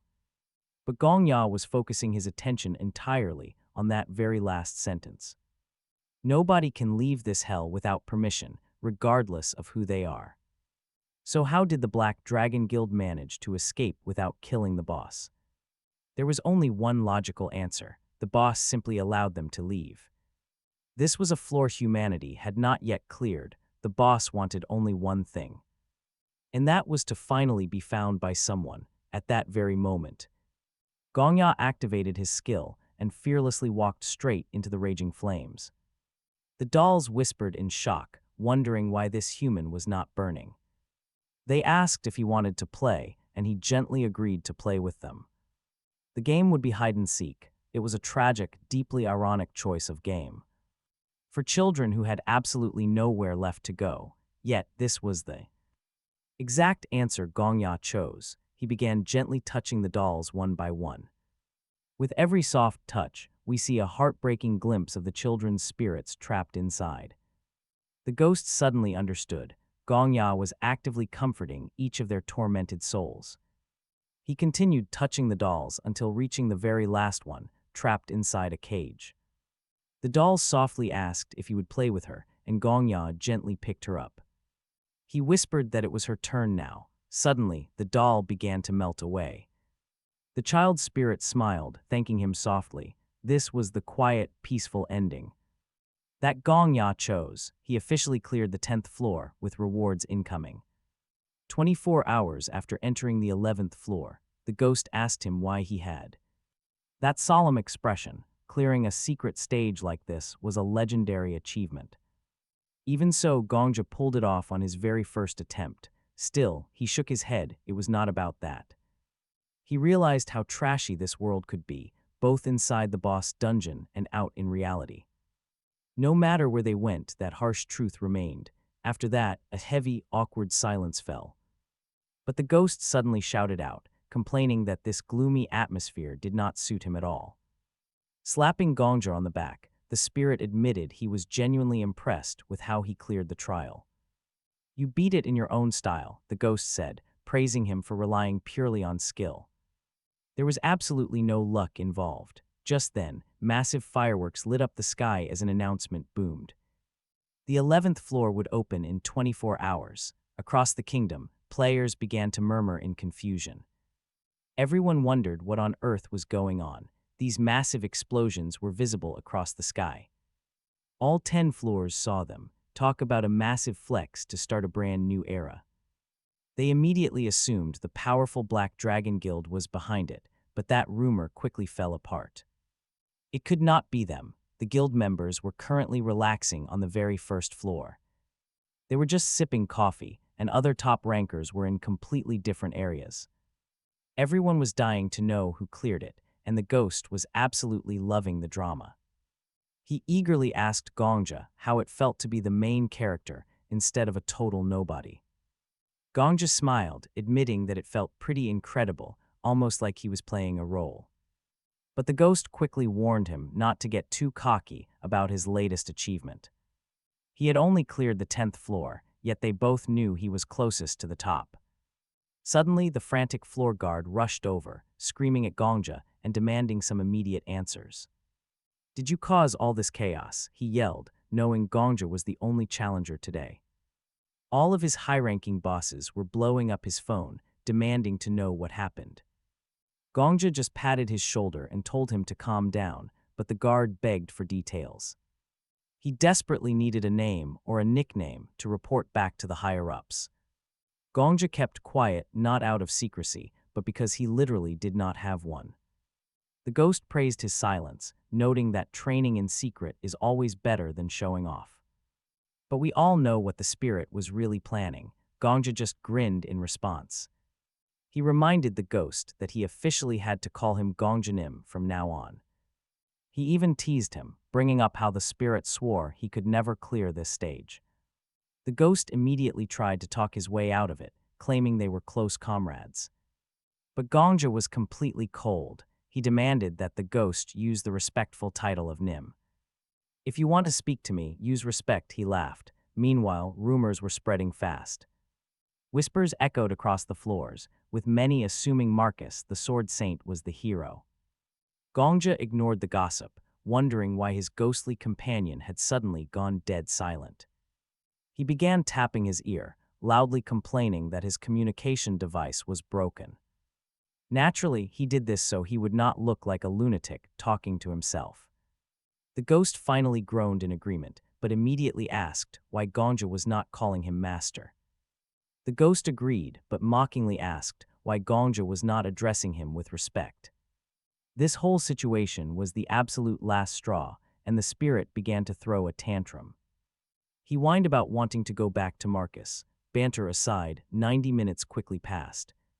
As Gongja sat alone after clearing the floor, a soft, unexpected sound broke the quiet. It was just a simple kitten meowing at him, but Gongja instantly knew her true identity. He decided to play dumb anyway, gently stroking the cat as if nothing was wrong. While he played, a group of powerful guild scouts slowly began to gather around him. He silently mocked them, wondering why it took the big guilds 90 minutes to find him. They immediately began pitching their respective guilds, and right as the first recruiter stepped up. Before they can even introduce themselves, the main character stops them to set his own rules. First, no one is allowed to leak anything to the media until that timer hits 0.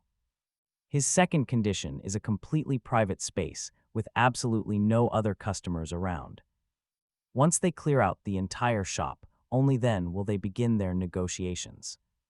He tells them to start pitching their offers, and they all speak up at once. But our guy already knows exactly why these top executives are so desperate. The Sword Saint is a complete lone wolf, a rank 1 powerhouse answerable to nobody. His very existence makes everyone question if joining a guild even matters anymore. So when another high-caliber hunter suddenly appears, everyone goes into a recruiting frenzy. Then out of nowhere, the cat speaks up, offering 500,000 gold. It turns out this feline is actually the Merchant Union Master, rank 3. The Countess praises the main character, calling him brave for keeping his cool. Most people would scream seeing a cat turn into a woman, but he just shrugs. He has seen far weirder things lately, including plenty of dead bodies. Suddenly, an executive tries to protest, claiming 500,000 gold is way too high. Offering a vice leader spot to an unproven hunter is just too risky. Sure, he cleared the floor, but they still do not know his true limits. Under the Countess's intense glare, the executive quickly shuts his mouth. She suggests they let the actual guild masters make their own offers. These low-level executives are simply not on the right level for this negotiation. Suddenly, the cafe empties out, and loud shouting echoes from outside. The heavy hitters have finally arrived, including rank 5 Viper and rank 4. The Heretic Inquisitor, our familiar paladin, and the legendary rank 2 Hunter.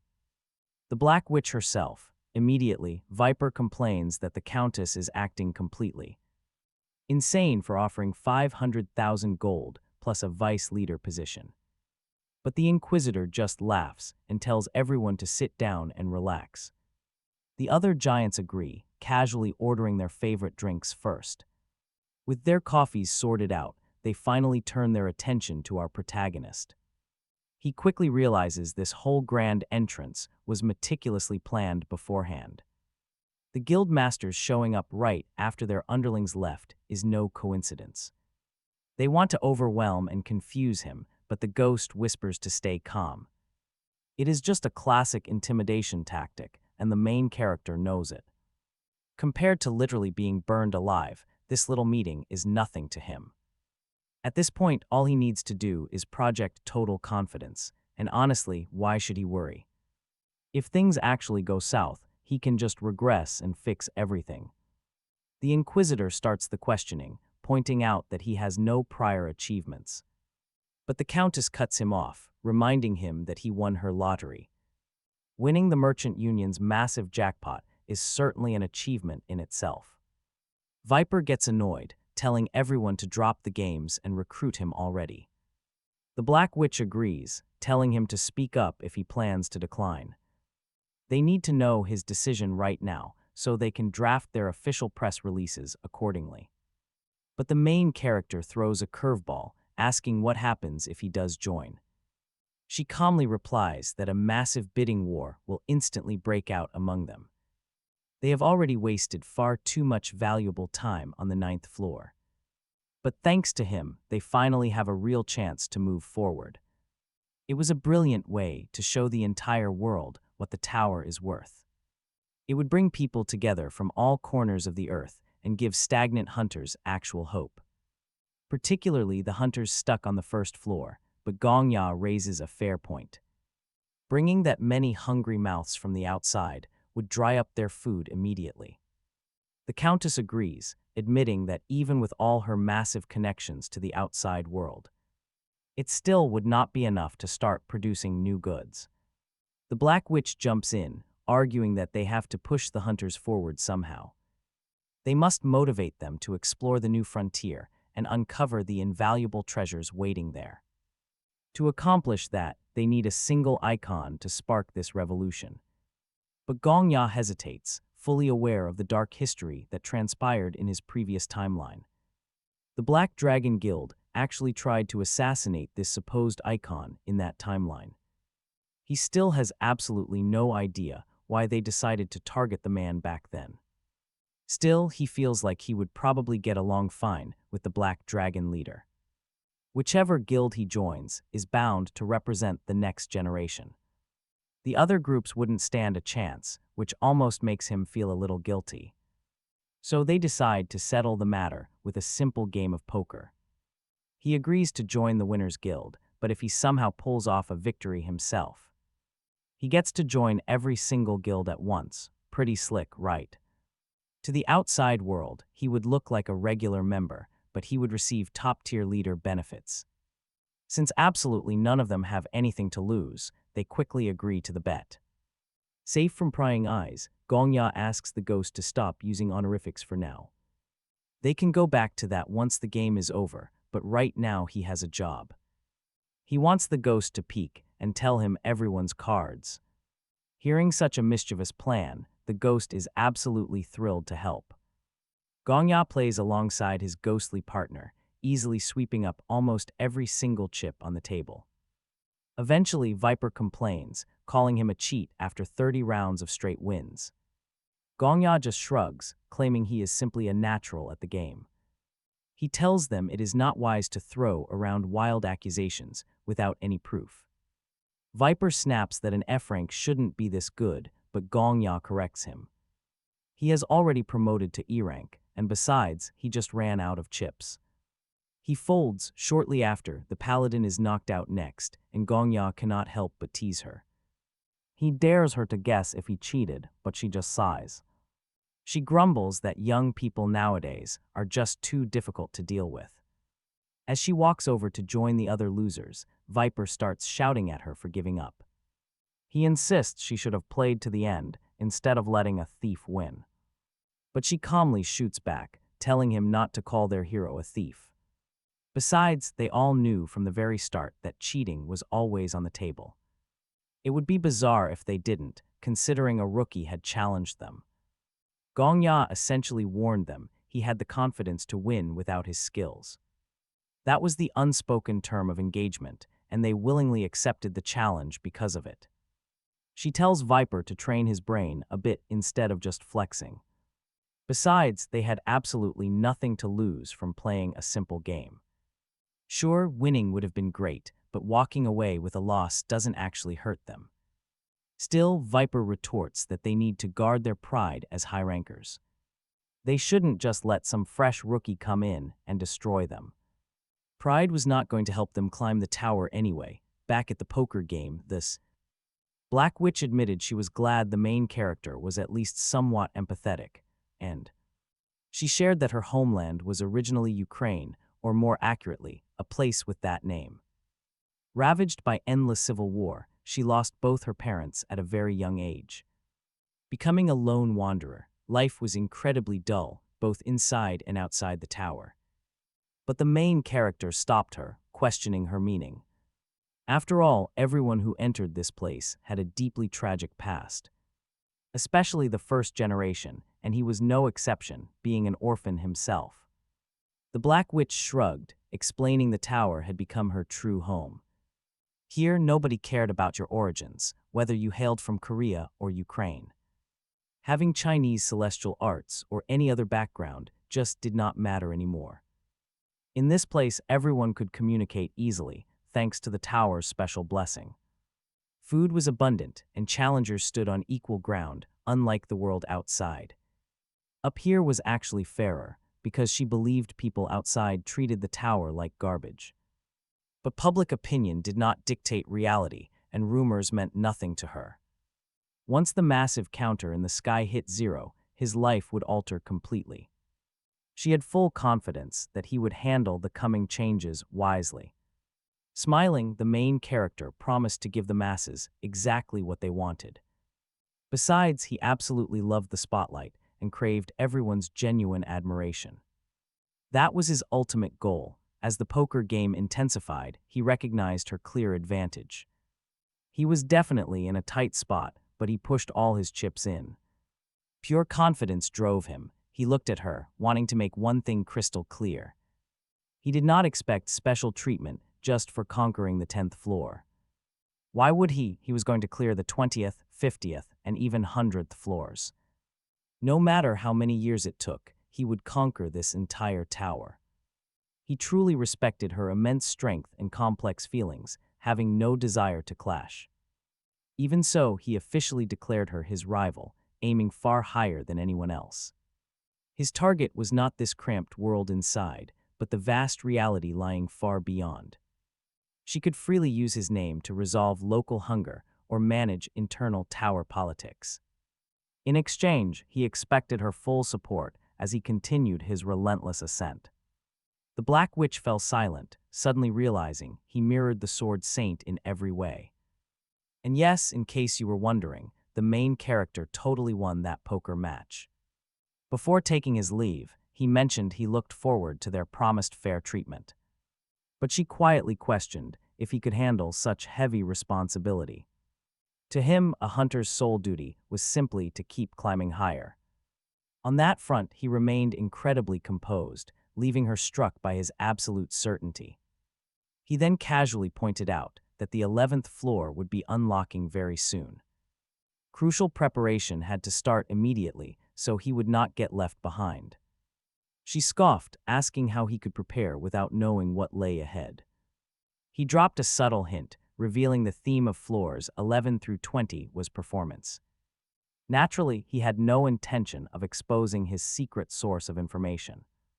He simply claimed it was a special bonus reward for clearing the 10th floor. A bit later, he blended into the crowd as they gossiped about the mysterious challenger. Everyone was desperately trying to unmask the hidden hero who conquered the 10th floor. But they found absolutely nothing online. Just as curiosity peaked, the countdown reached its end. 10 seconds, the crowd counted down, but our hero was busy. Staring at his phone, he refreshed his search tab repeatedly, waiting. For 10th floor clearance details, suddenly a massive light erupted. An intense light flooded the sky, announcing the end of the tutorial. Out of that blinding radiance, a gorgeous golden-haired woman appeared. Everyone gasped. Was this elegant beauty a goddess descending from above? But his ghost companion quickly dismissed the idea. She was no deity. The tower system simply used that form to explain the upcoming trials.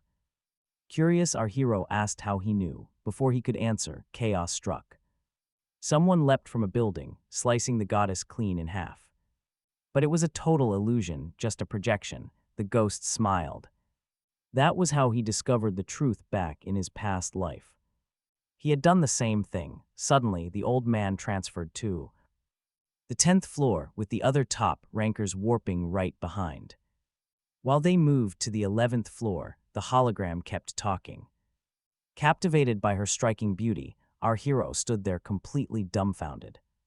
The paladin walked up to him, sighing that it was a tragedy. That projection probably held a message from the tower's creators. Yet nobody here seemed to care, they just ignored it. Usually, people would watch in absolute awe at these miraculous events. Our hero noted that she was surprisingly soft-hearted and emotional. She admitted that before entering this brutal tower, she actually studied music. That background gave her a gentler perspective than the other fighters. Their quiet moment shattered as a horde of eager reporters approached. They rushed toward our hero, demanding to know how he did it. They pressed him for his feelings on clearing the difficult 10th floor. Dreading his big media spotlight, the paladin quietly chose to slip away. She warped to the 11th floor, leaving him with the crowd. Getting anxious under pressure, he claimed he would clear the 20th floor next. He told them to watch him, then escaped the chaos. Shifting to the 11th floor, we find ourselves in absolute bloody warfare. The brutal war-torn scene would leave any normal player in deep shock. Talk about a brutal welcome. What is even going on here? Well, the tutorial is officially over, and the real game starts. These chaotic battlefields are going to be their new normal now. Suddenly, a panicked soldier ran up to him, crying for help. He begged our hero to save them, calling him their savior.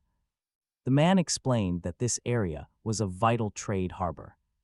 Without it, their entire kingdom of Egan simply could not survive. They needed powerful, otherworldly heroes to step in and save them. Right on cue, an official system quest screen materialized before him. The objective was clear: they had to defend the port.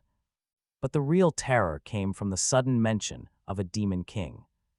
There was no time to think as the enemy closed in. He steeled his resolve and prepared to leap into the fray. The strongest always led, seeing the sword saint's ultimate display. Everyone else pushes themselves even harder now. Meanwhile, where is our main character? He is completely relaxed, calmly sitting back while receiving his incredible rewards for clearing the 10th floor. His prize is full map access from floors 11 to 20. But that is just the standard reward, since he cleared a secret stage on that 10th floor instead. He gets another massive prize, an exclusive non-player character map, covering floors 11 to 20, plus an incredible bonus allowing him to choose any item existing between those floors. Staring at these glowing reward notifications here, our hero is ecstatic, but let's skip the reward talk and discuss how this massive tower actually works, specifically its unique themes. Every block of floors has a unique theme, with floors 1 to 10 serving as the tutorial. That starting city welcomed beginners warmly, offering designated hunting grounds so they could adjust, but everything changes right now. Floors 11 to 20 focus entirely on epic heroes, kings, and demons. As things stand, there are only two possible ways to successfully defeat this terrifying demon army. Either you possess enough raw strength to destroy them all alone, or you have the ultimate leadership to rally a massive army. The ghost immediately points out that the first option is clearly not a suitable path for him. And how could he ever lead others when he has only managed raw rookies before? Our hero denies this, confident he can learn to be a leader. At that very second, he pulls up the character location window to begin his highly specific search now. For characters on the 11th floor, filtering for the top 100. The ghost completely panics here now, warning him that he needs to fight them and steal their skills, not just run in and die immediately. But our hero wants to save time, targeting only those specific characters. Possessing both powerful combat skills and exceptional leadership, in the end, he finds only 3 targets available. To make things even more broken, his map reveals their locations. He knows this system is all about skills, which is why he is transforming his already incredible abilities now into even greater rewards. It is all within grasp. But to the watching ghost, this looks like straight-up hacking inside the system now. Still, using your skills to the limit is his talent.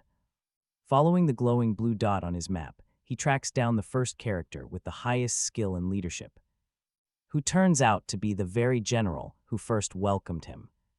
He approaches the commander quickly, making an incredibly dark and shocking request that leaves no room for debate. He asks the general to kill him, revealing he has a secret trump card.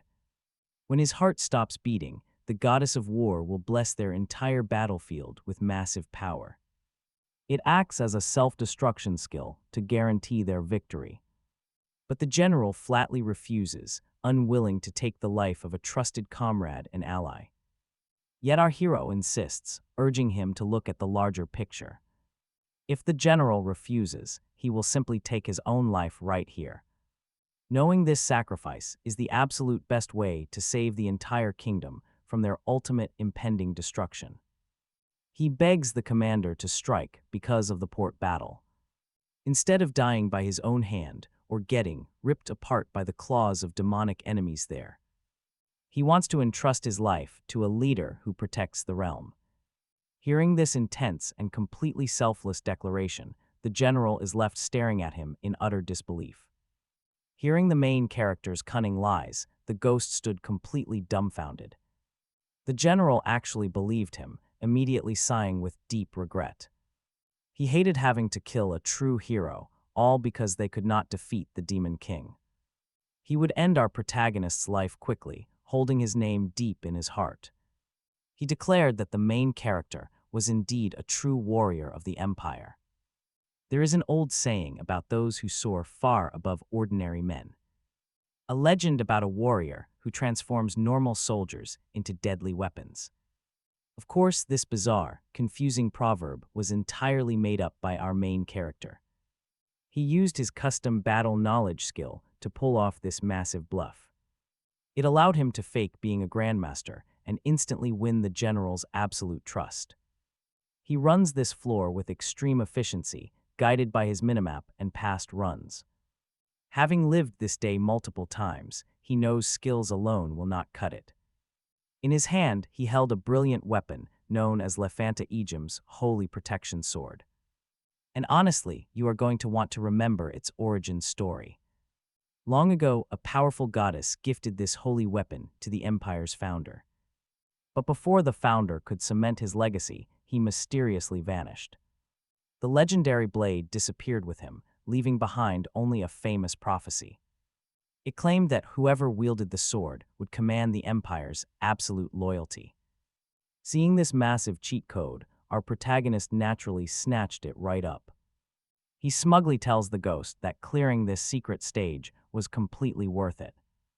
He tells the ghost that completing the hidden stage was totally worth the effort.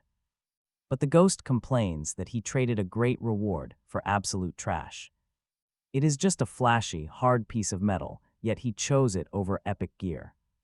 Our hero counters that its incredible durability and flashy look are actually massive advantages. Every single non-playable character from the 11th to the 20th floor will lose their minds.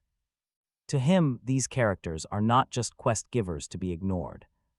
They are tools to help him clear the very challenges they cannot complete alone. As the army marches under his lead, the other players watch in absolute disbelief. They cannot comprehend how he became the sole commander of an entire imperial military. Their petty jealousy only makes him happier, prompting the ghost to call him a fool. He should be focusing on refining his blade skills and cultivating his aura instead. Instead, our hero uses his aura purely to boost his hearing and enjoy the compliments. Getting back to business, they notice that the enemy's eastern flank is completely wiped out. He immediately orders the forces to press forward and strike their main army. Keeping up the pressure is the fastest way to secure an absolute victory. They slaughter endless waves of goblins, carving a path straight through the horde. Soon enough, they come face to face with the commander of this floor. The ultimate boss of the 11th floor, the Goblin Emperor, finally makes his entrance. Naturally, our main character plans to steal the spotlight by landing the final blow himself. As the monster crashes to the dirt, the soldiers erupt in a victorious roar. Witnessing their mighty emperor fall, the remaining goblin forces begin to scatter in terror. Since the monsters are running away, the other players finally find their courage. They charge forward to hunt down the stragglers and secure their free points. With the remaining enemies wiped out, the system officially declares the floor cleared. Now it is time for the tower to calculate everyone's individual contribution scores. The system only shows the top 10 contributors to the raid, looking up at the scoreboard. Everyone realizes that the main character secured first place. Staring at his name on the screen, they realize he is the same person who cleared the 10th floor. Is he some kind of secret master? Everyone starts to wonder. But the ghost snaps that he is no master, just a cheap trickster abusing hacks. He is just a cheater. Our main character asks if he finally admits it is a skill, but he stubbornly refuses. The main character notes that the ghost deeply values actual technique over basic skills. So he promises to master swordsmanship before reaching floor 90. Thus, the ghost needs to stop whining that he only uses cheap hacks. He admits he absolutely does not want to miss out on the incredible, rare opportunity to train under the legendary sword emperor himself. In fact, the phantom should beg him for lessons. Hearing this, the ghost gets incredibly fired up, but their chat is interrupted. A general approaches our hero, thanking him for leading them to. Our main character quickly replies that it was actually a joint effort, praising everyone's contribution, but the general admits his deep worries were entirely in vain. Long ago, an ancient prophecy foretold that one day the demonic legion would attack, but heroes summoned from another world would save them. He admits he was always highly skeptical of this grand legend. Would foreign warriors truly risk their lives to protect a world not their own? Yet seeing their absolute dedication today, his old doubts are completely gone. That is why he wants to offer his sincere gratitude right now. Even across vastly different dimensions, the gesture of a handshake still means the same. Maybe it is because humans always have two hands, no matter the world. And with that, the two men firmly shake hands as comrades. The system completes its analysis of the floor rewards. The primary prize goes to the top 10 contributors, granting them immediate, early access to the 12th floor. Until all 10 claim their prizes, all other challengers are strictly locked out. Just before the main character ascends to the 12th floor, the general tells him that he is leaving the entire empire's fate in his hands.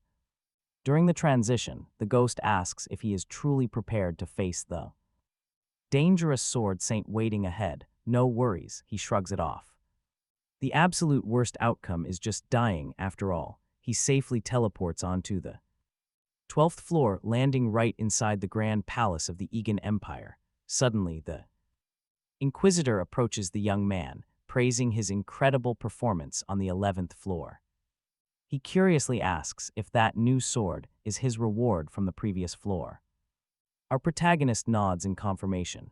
The Inquisitor admits he is highly impressed by how efficiently the young warrior utilizes every tool at his disposal, making the main character feel a little embarrassed, but brace yourselves because the hostile sword saint lunges to attack, but the Inquisitor barely manages to intercept.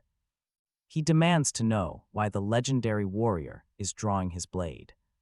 But talking is the last thing on his mind. He flatly commands the man to step aside or face instant death alongside him, warning that he will ruthlessly slice off both his arms if he delays. The Inquisitor sighs, calling this a huge headache if they let the sword. Saint kill Kim Gongja. The reputation of all 5 great guilds is completely ruined. They demand to know why he is targeting the rookie, but the Sword Saint refuses. He says he has no duty to explain, but the Inquisitor is not backing down. No yielding, fine, it is time to resort to a little physical force. Right then, both Viper and the Paladin leap forward, but the Sword Saint blocks. Viper yells in shock, wondering how an old-timer can be this strong. He is insanely strong for his age, but the Paladin tells him to shut up. They need to focus. After all, they are fighting the actual #1 ranked hunter. Right in the middle of the clash, the Inquisitor casually turns to the Countess. He asks for 10,000 gold. She agrees to lend it, but with 15% interest. Pay it back in 3 installments, she says, but he shakes his head. He does not want a loan. He is straight up asking her to hand it over. She looks offended, asking if he thinks her wallet is some kind of charity. The Inquisitor smiles, calling her money dirty anyway, so donating it helps her soul. A ticket to paradise. She decides not to argue with that logic anymore. With a sigh, she tosses a heavy pouch of gold coins right at him. He activates his special skill, a golden buff that consumes the falling coins instantly. He declares that with this power-up, he and his allies are completely different. Even the top-ranked Sword Saint will struggle to fight 3 of them at once. Actually make that 4, and believe me, this next reveal is absolutely wild. The Black Witch is joining too, all thanks to a contract signed just yesterday. Gongja managed to secure an official deal with all 5 of the major guilds. Now Kim Gongja holds a rank equivalent to an official guild master. Pointing a blade at him is the same as threatening all 5 guilds. It is an ultimate shield, and Kim Gongja had planned this whole setup from the start. He looks at the ghost and asks if he remembers their previous conversation. There are always 2 distinct ways to fight an incredibly powerful enemy. You either become strong enough to crush an entire army by yourself, or you build and lead your own massive army to do the fighting. A lone wolf hunter stands absolutely no chance against a massive, coordinated alliance. It is complete domination. Gongja steps forward, calmly approaching the old master. He asks if they can talk. He acts shocked and completely confused.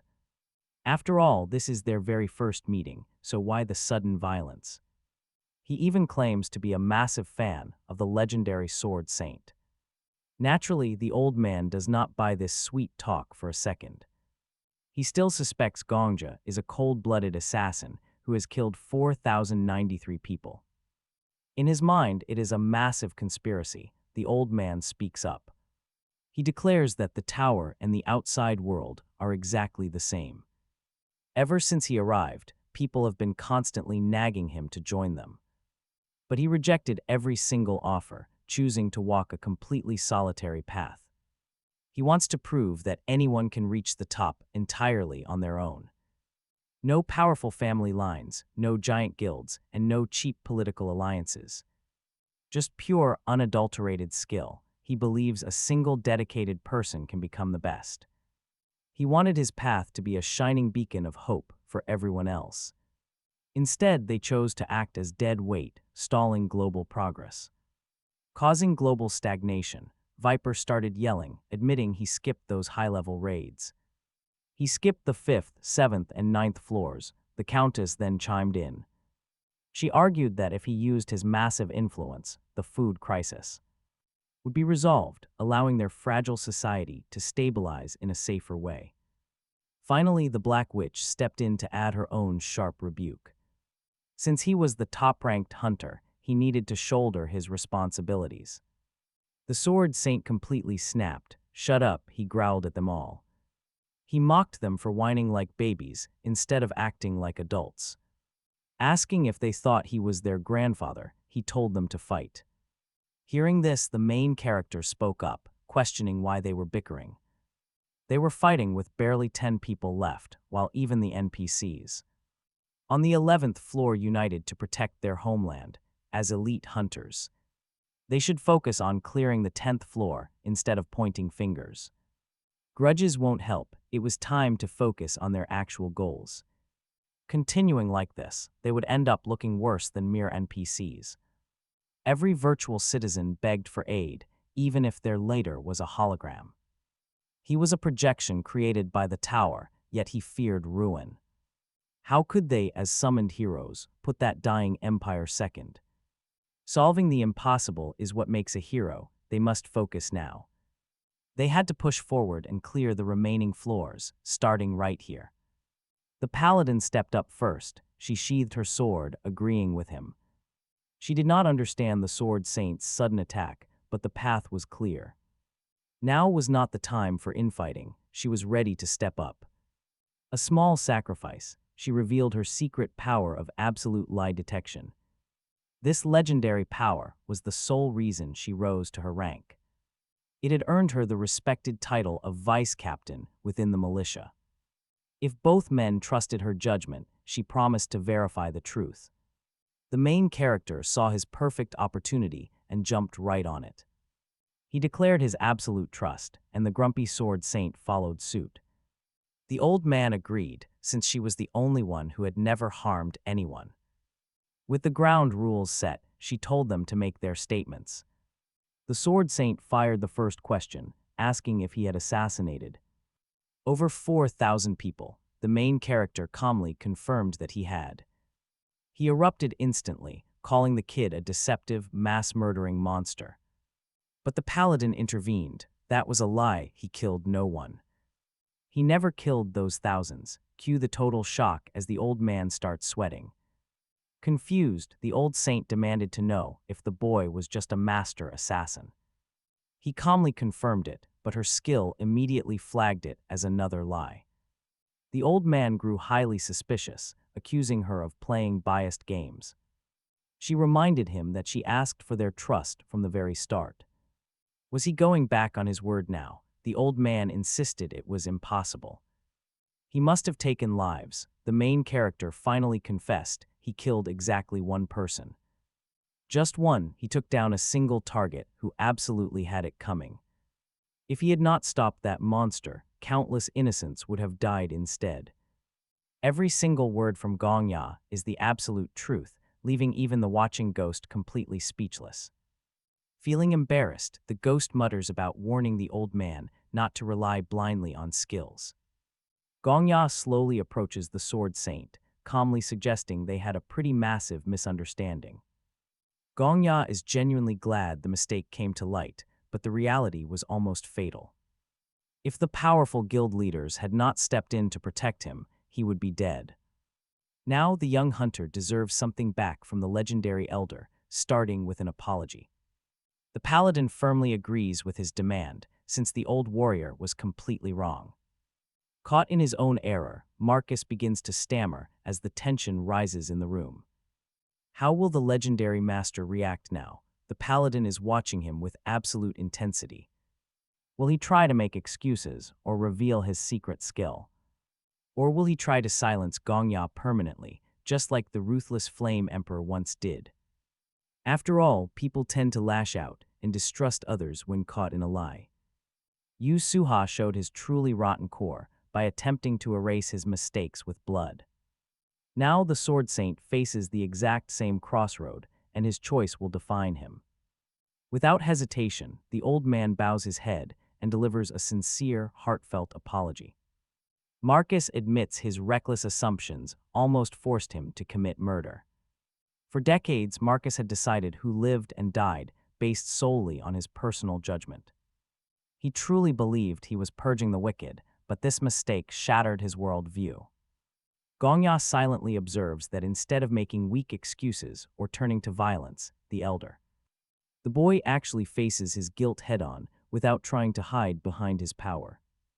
The legendary sword saint humbles himself completely, accepting full responsibility for his terrible mistake. Bowing low, the veteran begs a mere rookie hunter to grant him forgiveness. Hearing this, Gongja senses the pure sincerity in the desperate words echoing from the old man. The elder promises never to misuse his power again, pleading earnestly for a second chance. Realizing that Marcus is speaking from the depths of his soul, the young hunter speaks up. The rookie asks if the legendary warrior would teach him the sword. To be precise, Gongja explains that he is looking for a proper sparring partner. Though he already has a spectral mentor, he lacks a real opponent to hone his skills. But then he corrects himself, revealing his true intentions behind this unique request. Gongja wanted to forgive the old man freely, without demanding any heavy price. Doing so would make him look arrogant, especially since he does not see himself as special. Simply having the realm's strongest swordsman as a sparring partner is more than enough for him. Since they already clashed, accepting a simple apology felt a bit too awkward. Acting superior is not his style, so this mutual exchange feels far better.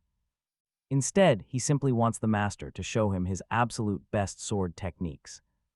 Listening to Gongja's words, the paladin confirms that the boy's intentions are pure. Watching this unfold, the heretic inquisitor is the very first one to burst into celebration. The battle-hardened fanatic calls this beautiful reconciliation a divine miracle. However, the countess immediately ruins the mood by starting to complain about her losses. She grumbles about the spent gold, though she secretly does not mind the happy resolution. But absolutely nobody pays attention to her complaints, focusing entirely on the two warriors. Marcus cannot believe he misjudged such an incredibly kind young man so terribly. Accepting the offer immediately, Marcus promises to spar whenever the young hunter desires. The old master is completely ready to help him grow at any given moment. The old man insists Gongja call him Grandpa Marcus, babbling happily like a proud mentor. To meet his granddaughter or maybe even marry her, but Gongja stays totally unfazed. The sword saint reacts immediately, asking if he has zero interest in her. Gongja clarifies he is not interested in romance. Shouts break out, and the ghost mutters that the old guy is incredibly annoying. Apparently, he never listens to anyone, which makes him the absolute worst. He is so incredibly stubborn that he never listens to a single word. Honestly, he should probably just take the official title of the God of Annoyance. Gongja silently wishes he had never learned that, but things are about to change. Right then, the system chimes in to announce his first-place finish on the 11th floor. Because of his spectacular clear, his completion rewards are being calculated immediately. Since he secured the top spot, he gets to claim his prizes before anyone else. They already knew the upcoming conditions for floors 12 to 20 before heading back here. Still, Gongja is highly curious about what kind of unique power-up he will receive now. A glowing system window materializes, prompting him to select a specific imperial role. These roles grant unique class skills and stats. This single decision will define his entire journey up to the 20th floor. Remember, the theme for these next 10 floors is a staged battle between heroes and demons. Every single hunter must take on a designated role within the Egan Empire. They will gain custom skills, but only top performers choose first. This gives Gongja the ultimate head start to pick his special role. While he already has a specific role in mind, he checks the Demon King option. The objective is terrifyingly simple. He must assassinate all top 10 hunters, excluding himself. Do that, and the Demon King authority instantly warps him to the 99th floor. Staring at this insane shortcut, Gongja is left completely speechless. The ghost immediately warns him, calling it an obvious death trap. Gongja actually agrees because there is no way the Flame Emperor overlooked this option. In the previous timeline, that monster got completely stuck on the 40th floor. That means the shortcut is nothing but a massive, deadly illusion. He likely took the bait, realized his mistake, and regressed to start over. Still, the temptation is wild. Reaching the 99th floor instantly is a massive lure. But the ghost firmly stops him, sharing a secret about someone who actually tried it. That challenger entered the 99th floor and suffered an absolutely crushing defeat. Gongja wonders if the boss up there is really that impossibly strong. Surprisingly, the ghost shakes his head, revealing there is no boss waiting at all. The reality is infinitely worse, but he is just warning him as a true friend. Even if he hates to admit it, Gongja is fully capable of clearing it normally. Hearing this, Gongja decides to play it smart and take the honest route. He will stick to the safest path, even if it means ignoring these juicy rewards. He wants to see exactly how this crazy scenario is going to play out. Turning to his party, he announces that his choice window has finally appeared. The Black Witch sighs in boredom, complaining about how long he is taking. He calmly declares that he is not going to select any reward at all. Baffled, the paladin questions this, but the Sword Saint understands his choice. Still, the old man asks if ignoring the power-up is truly the right move. Gongja simply offers a confident smile, stating he has absolutely no regrets. The Sword Saint chooses the goddess's reward, securing his prestigious role as the chief of the Egan Empire Knights, and immediately several knights appear. Next up is the Inquisitor, who compares this whole setup to a simple game of cops and robbers. To make sure everyone understands, he decides to show them exactly what he means, stunning everyone as the game actually manifests. The Inquisitor explains that the goddess's loyal allies are the cops, while anyone who sides with the Demon King will play the role of the robbers. Siding with the robbers brings massive disadvantages, especially since the paladin can quickly sniff them out. He notes that the main character's past wasn't great, but he still accepts his own role, taking the title of Grand General of the Empire. Viper steps up next, choosing to become the chief of the royal bodyguard. The paladin takes the Foreign Affairs Ministry, while the Black Witch claims the Chancellor seat. Lastly, the Countess claims the Minister of Finance position. Just like that, everyone secures their high-ranking imperial roles. Suddenly, the system displays a breakdown of who claimed which divine rewards. One person skipped the rewards entirely, 8 took the goddess's blessing, and one person chose the Demon King's mark. This revelation instantly triggers absolute chaos. The Black Witch immediately steps forward as the leader of the Black Dragon Guild, declaring the traitor will suffer the most painful death.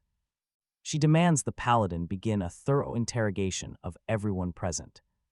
First on her list is the person she least suspects. She demands to know if the main character took the demonic power, but he denies it.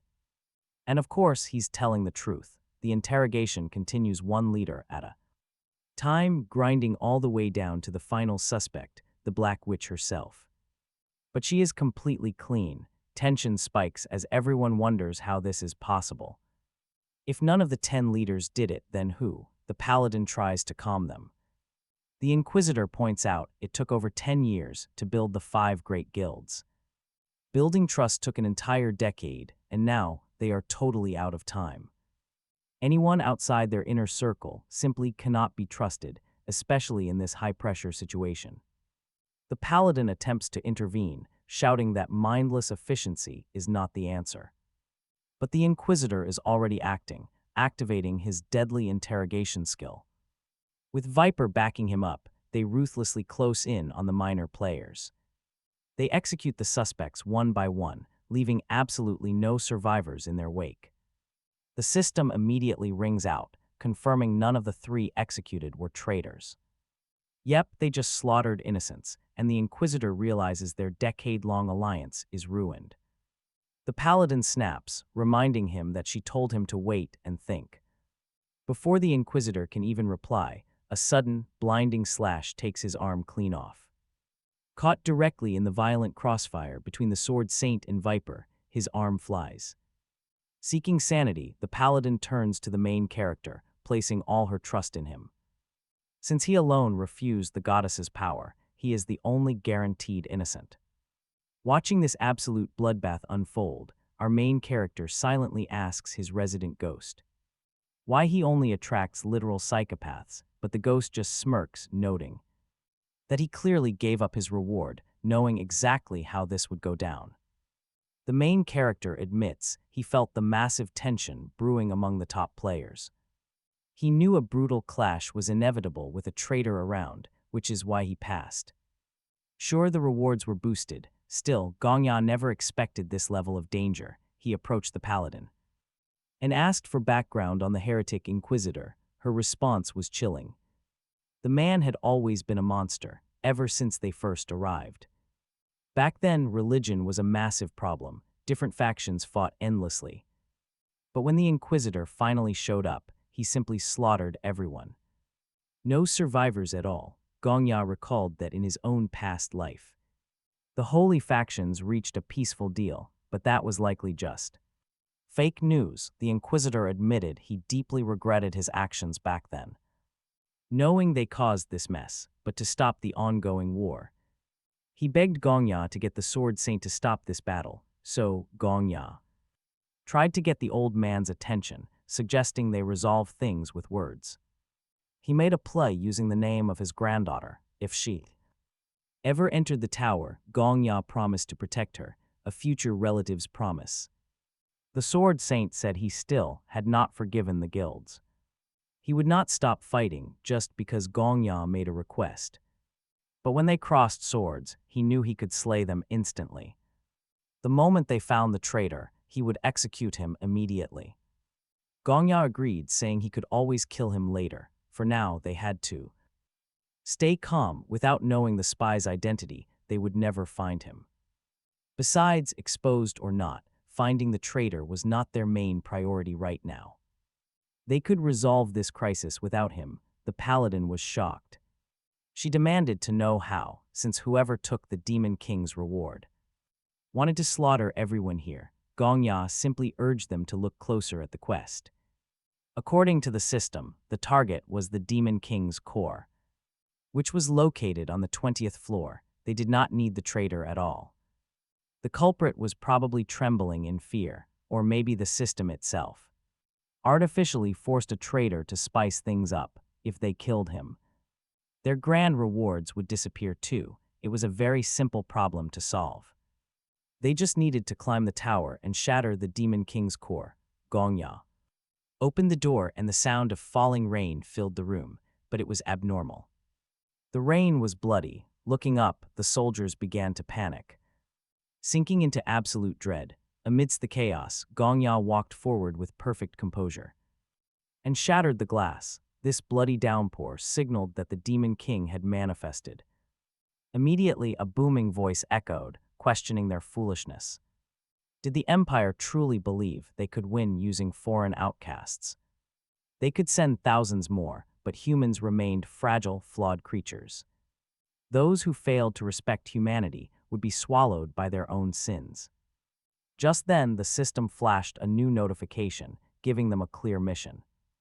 They had to either slay the Demon King or force him to retreat by exploiting his weakened state. But look at him, how is that weak? Facing a literal god of ruin, the hunters began to panic. They openly doubted whether clearing this impossible stage was even realistic. Gongya told them to stay calm. The tower never gave unbeatable trials. Besides, they were elite legends, not weaklings. For instance, Viper was the chief of the royal guard. They had to trust in their collective might.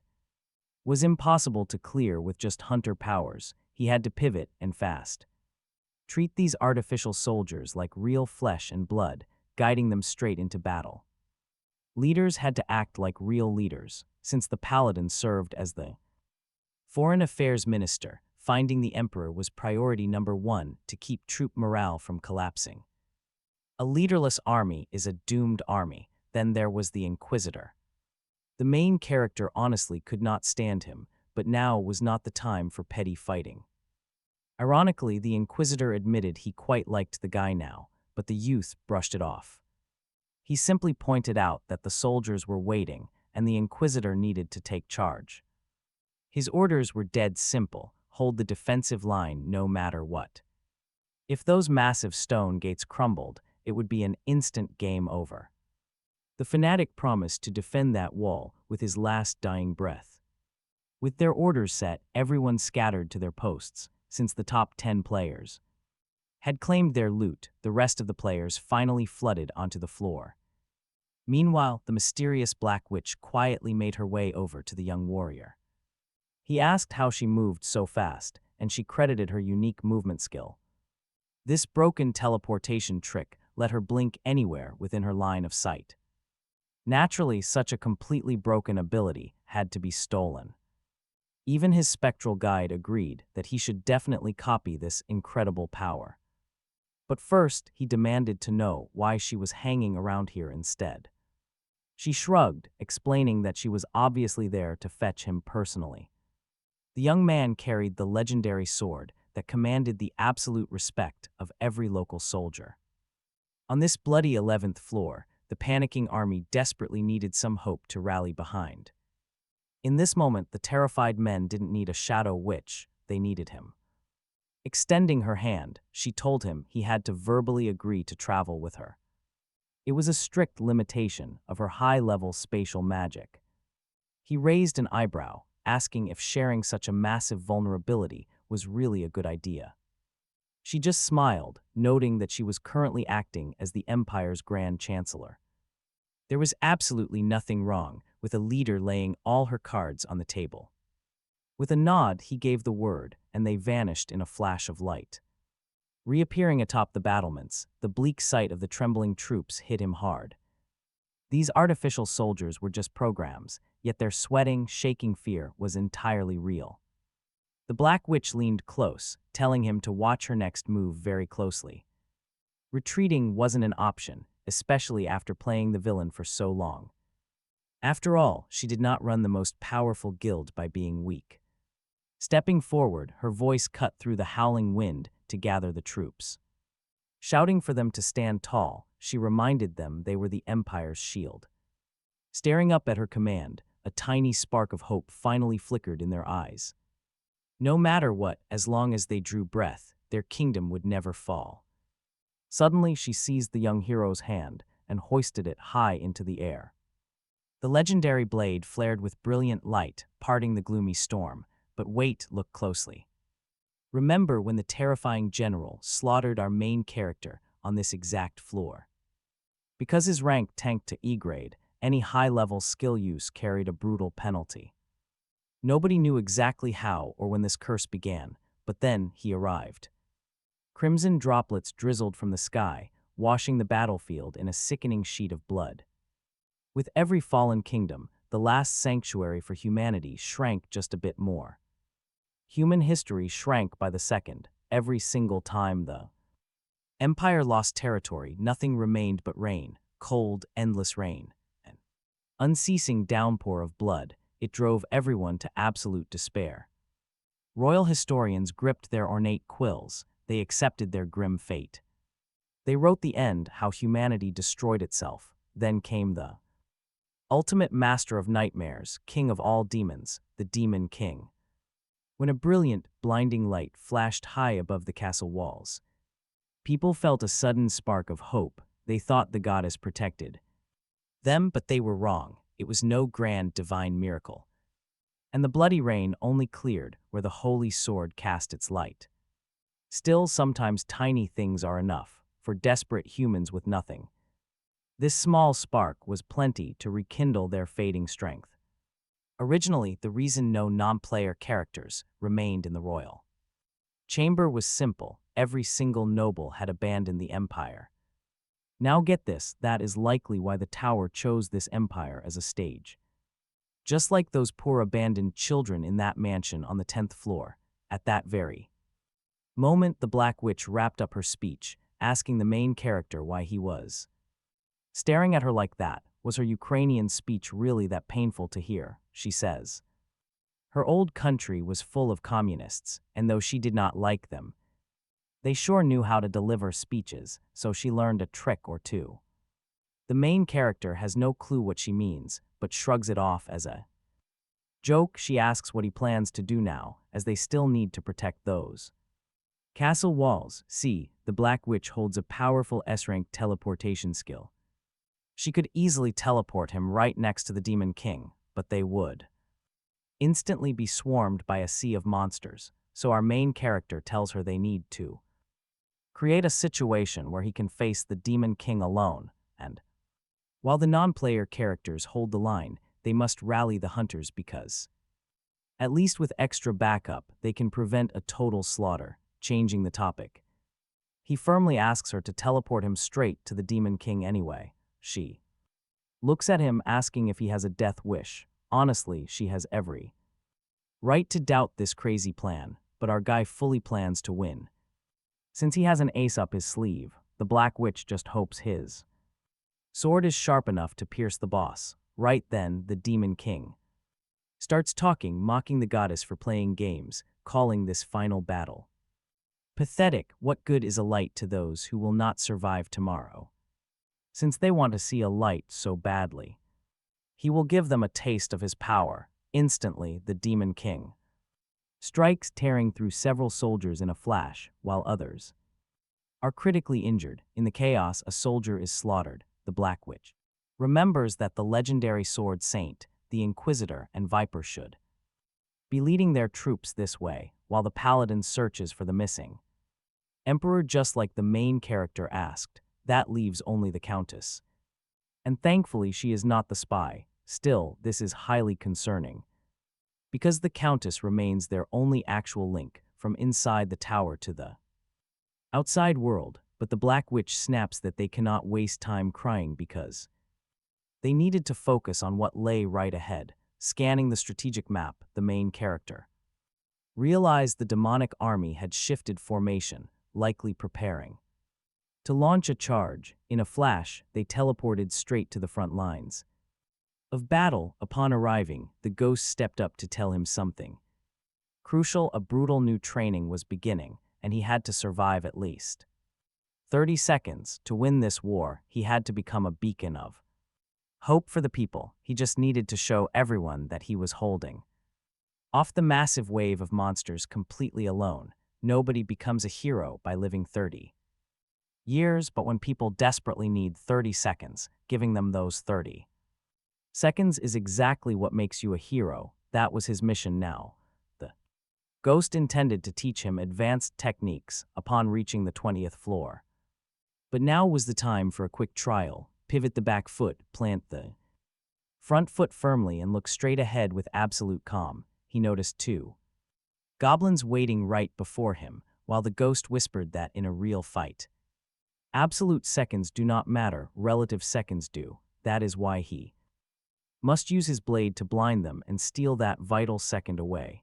At that very moment, the main character's blade moved faster than a single second. In that desperate instant, they needed a savior, so he cut them down one after another, moving so fast that before a single goblin head hit the dirt, he was already slicing the next. This was the true symphony of the blade. His movements flowed like music, a low note building up to a sharp, high climax, seamlessly connecting every single strike. His weapon moved in non-stop motion, and because the main character was still adapting, he absolutely had to seize that second. He could not afford to let time slip away. Strike one down, then target the next. Every passing second had to be seized completely. Merely drifting along with time was not living. A soul only truly lives when dedicating itself to the moment.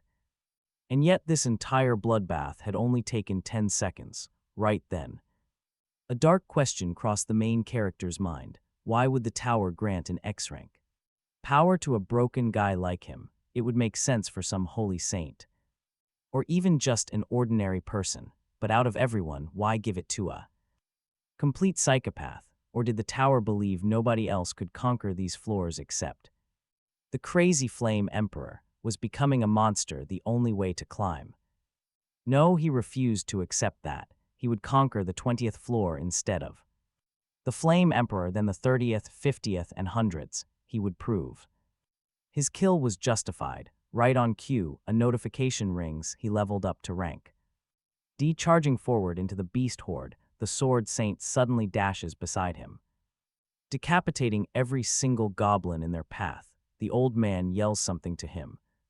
But the battlefield drowns it out. He pauses and repeats his praise. Calling the boys strike fantastic, then he introduces himself, Marcus Kalenberry. This was the second time a rank 1 hunter had directly shared their name.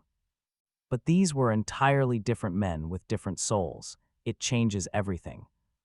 Now he could finally do what his past self never dared to, proudly declare his own name to the world. With that, the Sword Saint, Grand Chief of the Egan Empire Knights, charges back into the fray. Just then, reinforcements breach the horizon. It's the elite force led by the Inquisitor, ready to plunge into the meat grinder. But the main character noticed how dead silent everything had suddenly become, with only one thought remaining: just move forward. He was completely focused on the battle.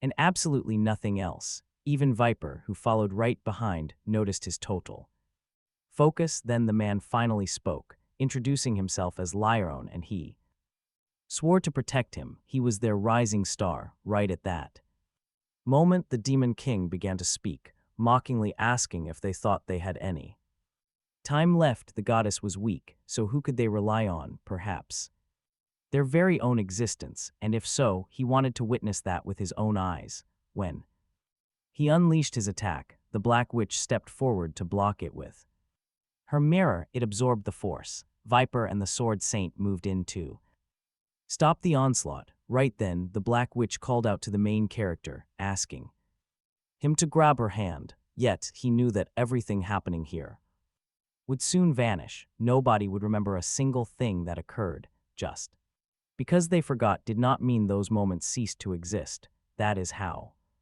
a man who died on the first floor and a spirit who died on the 99th floor made it this far. Even when he returned, nothing would actually be resolved. But he would definitely be stronger, and he could handle things a bit better next time. At that moment, they stood before the Demon King, who loudly declared he had made it clear that a traitor was among them. Still, they stubbornly clung to the trust they shared. It was like sewing together worthless old rags, but those cheap scraps could never become a beautiful dress. Right then, the main character let go of the Black Witch's hand. He silently apologized in his mind, sure they might not remember a single thing from today, but this sacrifice was for the greater good. Now it was time for round 2. During this tense pause, the main character had a deep thought. Why would the tower grant immense power to someone like Yusua while offering a golden chance to someone as useless as him? Perhaps the tower was deeply disappointed with the attitudes shown by the hunters.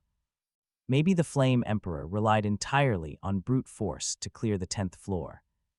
And maybe the tower did not see that as a disgrace. Every floor had a secret trial, and the 12th floor was definitely no exception. The Demon King possessed 3 powerful skills that caught his attention, but he already knew exactly which one he wanted to steal. The ghost questioned if he truly planned on taking that particular skill, and our main character replied that it would serve him well up to the 20th floor. The ghost did not understand, but the main character clearly had a plan. Next, he asked the ghost if he could answer a quick question. Did he know what the old man did every single day? The ghost confirmed that the old man meticulously planned his days from the moment he woke up to the second he went to sleep. The main character demanded to hear that exact routine, since he needed it for his next move. After successfully choosing his new skill card, and now that he achieved D rank, he was forced to witness the Demon King's deep trauma. But let's save that nightmare for another day. He jumped 24 hours back, forced to relive everything once more. The 11th floor was an easy clear, but the 12th, where the terrifying Demon King awaited, was going to be a bloodbath. The Black Witch asked the main character if he was okay since he looked off. However, he simply replied that he got a little emotional thinking about standing alongside such legendary people. Next, he announced that he fully understood the entire situation of he knew exactly what the 11th floor had in store, including its hidden mission. Hearing this, they eagerly asked if he would share the details. Gongja agreed, saying it was absolutely possible on one condition: there would come a day when He would ask them for a single favor, and they had to listen. He could not reveal it yet, but it would not involve anyone's life or demanding their money if they thought his request was impossible. They were completely welcome to refuse. The Inquisitor immediately agreed to the deal, while the Countess accepted simply because she retained her right to say no. Watching them agree, Gongja knew his very first step was successfully complete. Because of this, the 11th floor just became a whole lot easier to conquer. Right then, the MC caught the Paladin's attention, pulling her aside. He asked if she would join him for a quick walk to discuss something. It would take 30 minutes at most. As they walked out, everyone around them kept gossiping about who cleared the 10th floor, but those details did not matter. Gongja had bigger problems because the old sword saint was trailing him. The ghost warned him not to look back, since the old man's stealth was practically flawless. Even if he spun around, he would see absolutely nothing, but Gongja knew one crucial thing from his previous run: waiting for the 12th floor would be too late to fix things. He had to resolve this massive misunderstanding now, before climbing higher, because the Sword Saint had highly complex ties with the guilds. If the old master turned his blade against Gongja, it would make him an enemy to every major guild, branded as a traitor on top of that. Imagine the absolute chaos that would cause. The Paladin asked where they were heading, and he casually replied that he wanted to show her a shop. But that was just a cover. In reality, he was deliberately provoking the Sword Saint, baiting him using the secrets he learned from the ghost. Sure enough, the old master took the bait and started tailing him immediately. Naturally, the Paladin walking right beside him was completely oblivious to this. To keep up appearances, Gongja talked about the shop's brilliant but unknown pharmacist, a girl destined for massive fame if she could just get some early support. That was exactly why he wanted the Paladin to help back her business. The Paladin asked if he was being truthful, which let Gongja know she had triggered her lie detecting skill. He honestly stated his goal was to partner with her, which her magic easily confirmed as the absolute truth. Soon arrived at the small shop, where the startled pharmacist asked who this guest was. He casually introduced her as the vice captain of the civil militia, the legendary Paladin. The poor girl instantly panicked upon hearing that massive title. To have such a powerful figure in her tiny shop was terrifying, so she fell to her knees, thinking this was a massive drug bust. She frantically cried out that she had never made any illegal or dangerous potions. The Paladin used her truth skill again, leaving her incredibly baffled because every single word was completely true. Gongja stepped forward, telling her to calm down, reassuring her that he was the one who brought the Paladin over. She tearfully asked why, and Gongja explained that despite having such a genius talent, she had absolutely no business, so he wanted to introduce her to someone important.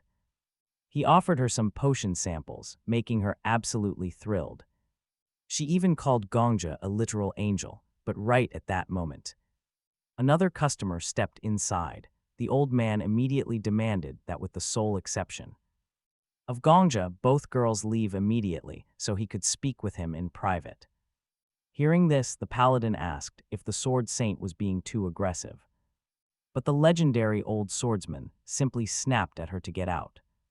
Undeterred, the Paladin shot back that if old age was ruining his memory, his grand reputation was officially a thing of the past. She also declared that Gongja had just joined the 5 major guilds. Any harm to him meant an open declaration of war. She warned him that she was already tracking several complaints about him. Rumors of the ruthless human hunts the Sword Saint had been carrying out lately. The civil militia simply had not found time to stop his vigilante acts yet. But things would be very different if he tried anything in front of her. The old man sneered, asking if she truly believed she could stop him. She admitted she could not, but swore to fight and die if necessary. If he ended her life, he would officially become a murderer of the innocent. This very weakness was something the main character, Gongja, discovered in his past life. The mighty sword saint was completely helpless against those with clean hands. That is exactly why Gongja brought the only guild leader with a 0-kill count. By the old man's strict moral rules, the paladin was practically a saint. With the alchemist also standing there, Gongja basically activated a complete cheat code.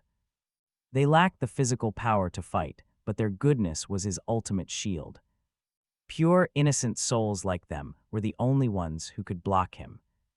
Right on cue, the sword saint sheathed his blade. The second step was complete. Gongja then called out, telling the old man to meet him at the northern field. He promised to show up completely alone to prove what kind of man he was. If the master wanted answers, he should arrive tomorrow. Later, the young girl asked the paladin if the old man was really known as a demonic killer. The paladin explained it was a closely guarded secret. Only the top leaders of the 5 major guilds knew the dark truth. The sword saint had tragically lost his family to a brutal killer years ago. Since he kept the painful details private, his hatred for murderers ran incredibly deep. Shaking off the heavy mood, the paladin realized she got completely sidetracked. She quickly asked about the potion prices, worried they might be too expensive. The civil militia was running on a tight budget and needed a discount. The very next morning, the crowd buzzed with excitement for the 11th floor. The whole area felt exactly like his previous run, with just a few shifts. Waiting in the clearing, the sword saint noted that Gongja actually came alone. He asked if the boy was truly arrogant enough to face him by himself, or if his countless kills had made him overconfident in his skills. Floating nearby, the ghost quietly asked if the young hunter was doing okay. Gongja admitted his chest was pounding. Walking forward, he confronted the legend. He stated he knew exactly why the old man wanted to execute him. It was because of his unique skill, detective eye. The elder froze in shock. But Gongja calmly asked him to trust his next words. Trust is a pretty tough thing to earn when everyone has their own stubborn pride. And the sword saint's absolute stubbornness was on another level. Gongja was about to challenge that. He had to make the old man deny his entire existence, a risky move but necessary. To pull it off, Gongja had to bet his life. He claimed he was a prophet, or at least someone with a very similar, cheat-like prophetic ability. Using this, he revealed he knew about the old man's detective eye skill. If he kept quiet, the sword saint would surely execute him without a second thought. Right after asking why he deserved death, Gongja decided to drop a massive truth bomb. He stated that the number floating above his head was exactly 4093. To test this claim, the sword saint challenged him to guess his hidden fingers. But Gongja already knew this was coming. He fully anticipated the old man's trick. Without hesitation, he ended his own life to reset 24 hours back. Returning to the moment, he confidently declared that guessing hidden fingers is child's play for a prophet. That is why the old man really needs to start believing his words. Sure, the old man could easily kill him, but that gets them nowhere. Without Gongja's help, clearing the 12th floor is a complete impossibility. The stubborn elder just brushed it off as mind-reading, so Gongja died again. One death was not enough. Persuading a legendary master is never going to be easy. But that is fine. Persuading someone who has spent a lifetime refining his craft takes work. But Gongja has infinite retries. He can test him as many times as needed. Time is on his side because his death is far longer than his actual life. Finally, Gongja found the perfect compromise. He did not need lifetime trust. All he requested was a simple 5-day grace period from the master. During those 5 days, the sword saint could closely watch his every move. He would judge for himself whether Gongja truly deserved to die or live.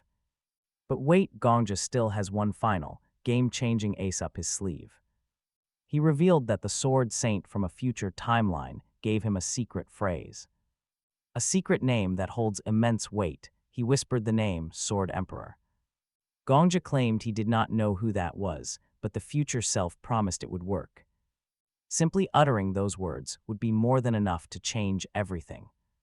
Shocked, the old man asked if 5 days was really all he wanted. If so, he promised to shadow him constantly for the next 5 days. He would carefully analyze every single action before making his final judgment. He would decide whether Gongja deserved death. Gongja thanked him from his heart. The impossible had been achieved. He secured a deal with the elite guild leaders.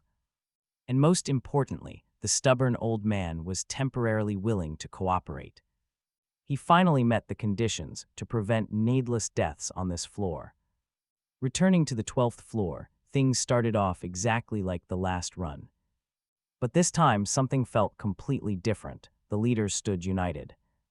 Because of this, their subordinates stood fully prepared for the upcoming clash. The battle went incredibly smoothly. Watching this, the ghost questioned Gongja. He wondered if Gongja was fine with fading into the background like this.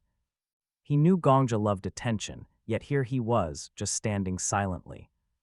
Gongja just smiled, replying that this quiet victory felt pretty good too.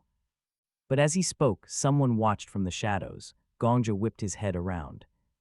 Gongja asks what he is doing there, but the sword saint replies that he is observing because, as promised, he will be watching him closely for the next 5 days. Gongja asks if he really plans to stalk him 24 hours a day, and the sword saint confirms that is exactly his plan, but before Gongja can even warn him that skipping the fight means getting 0 contribution points, the sword saint instantly slaughters a wave of monsters, proving his blade is never idle. Then, as Gongja tries to get close to the Black Witch, her guards block his path. She admits she is quite busy and asks him to wrap up his entire pitch in 30 seconds. Gongja explains that his special reward from the 10th floor is a live map of the battlefield, pinpointing both friends and foes. Hearing this, she immediately rushes over. Demanding to know why he did not lead with that, she asks where the boss is. Since time is ticking away, she demands he give verbal consent to teleport them straight to the boss. Just like that, they arrive at the front line.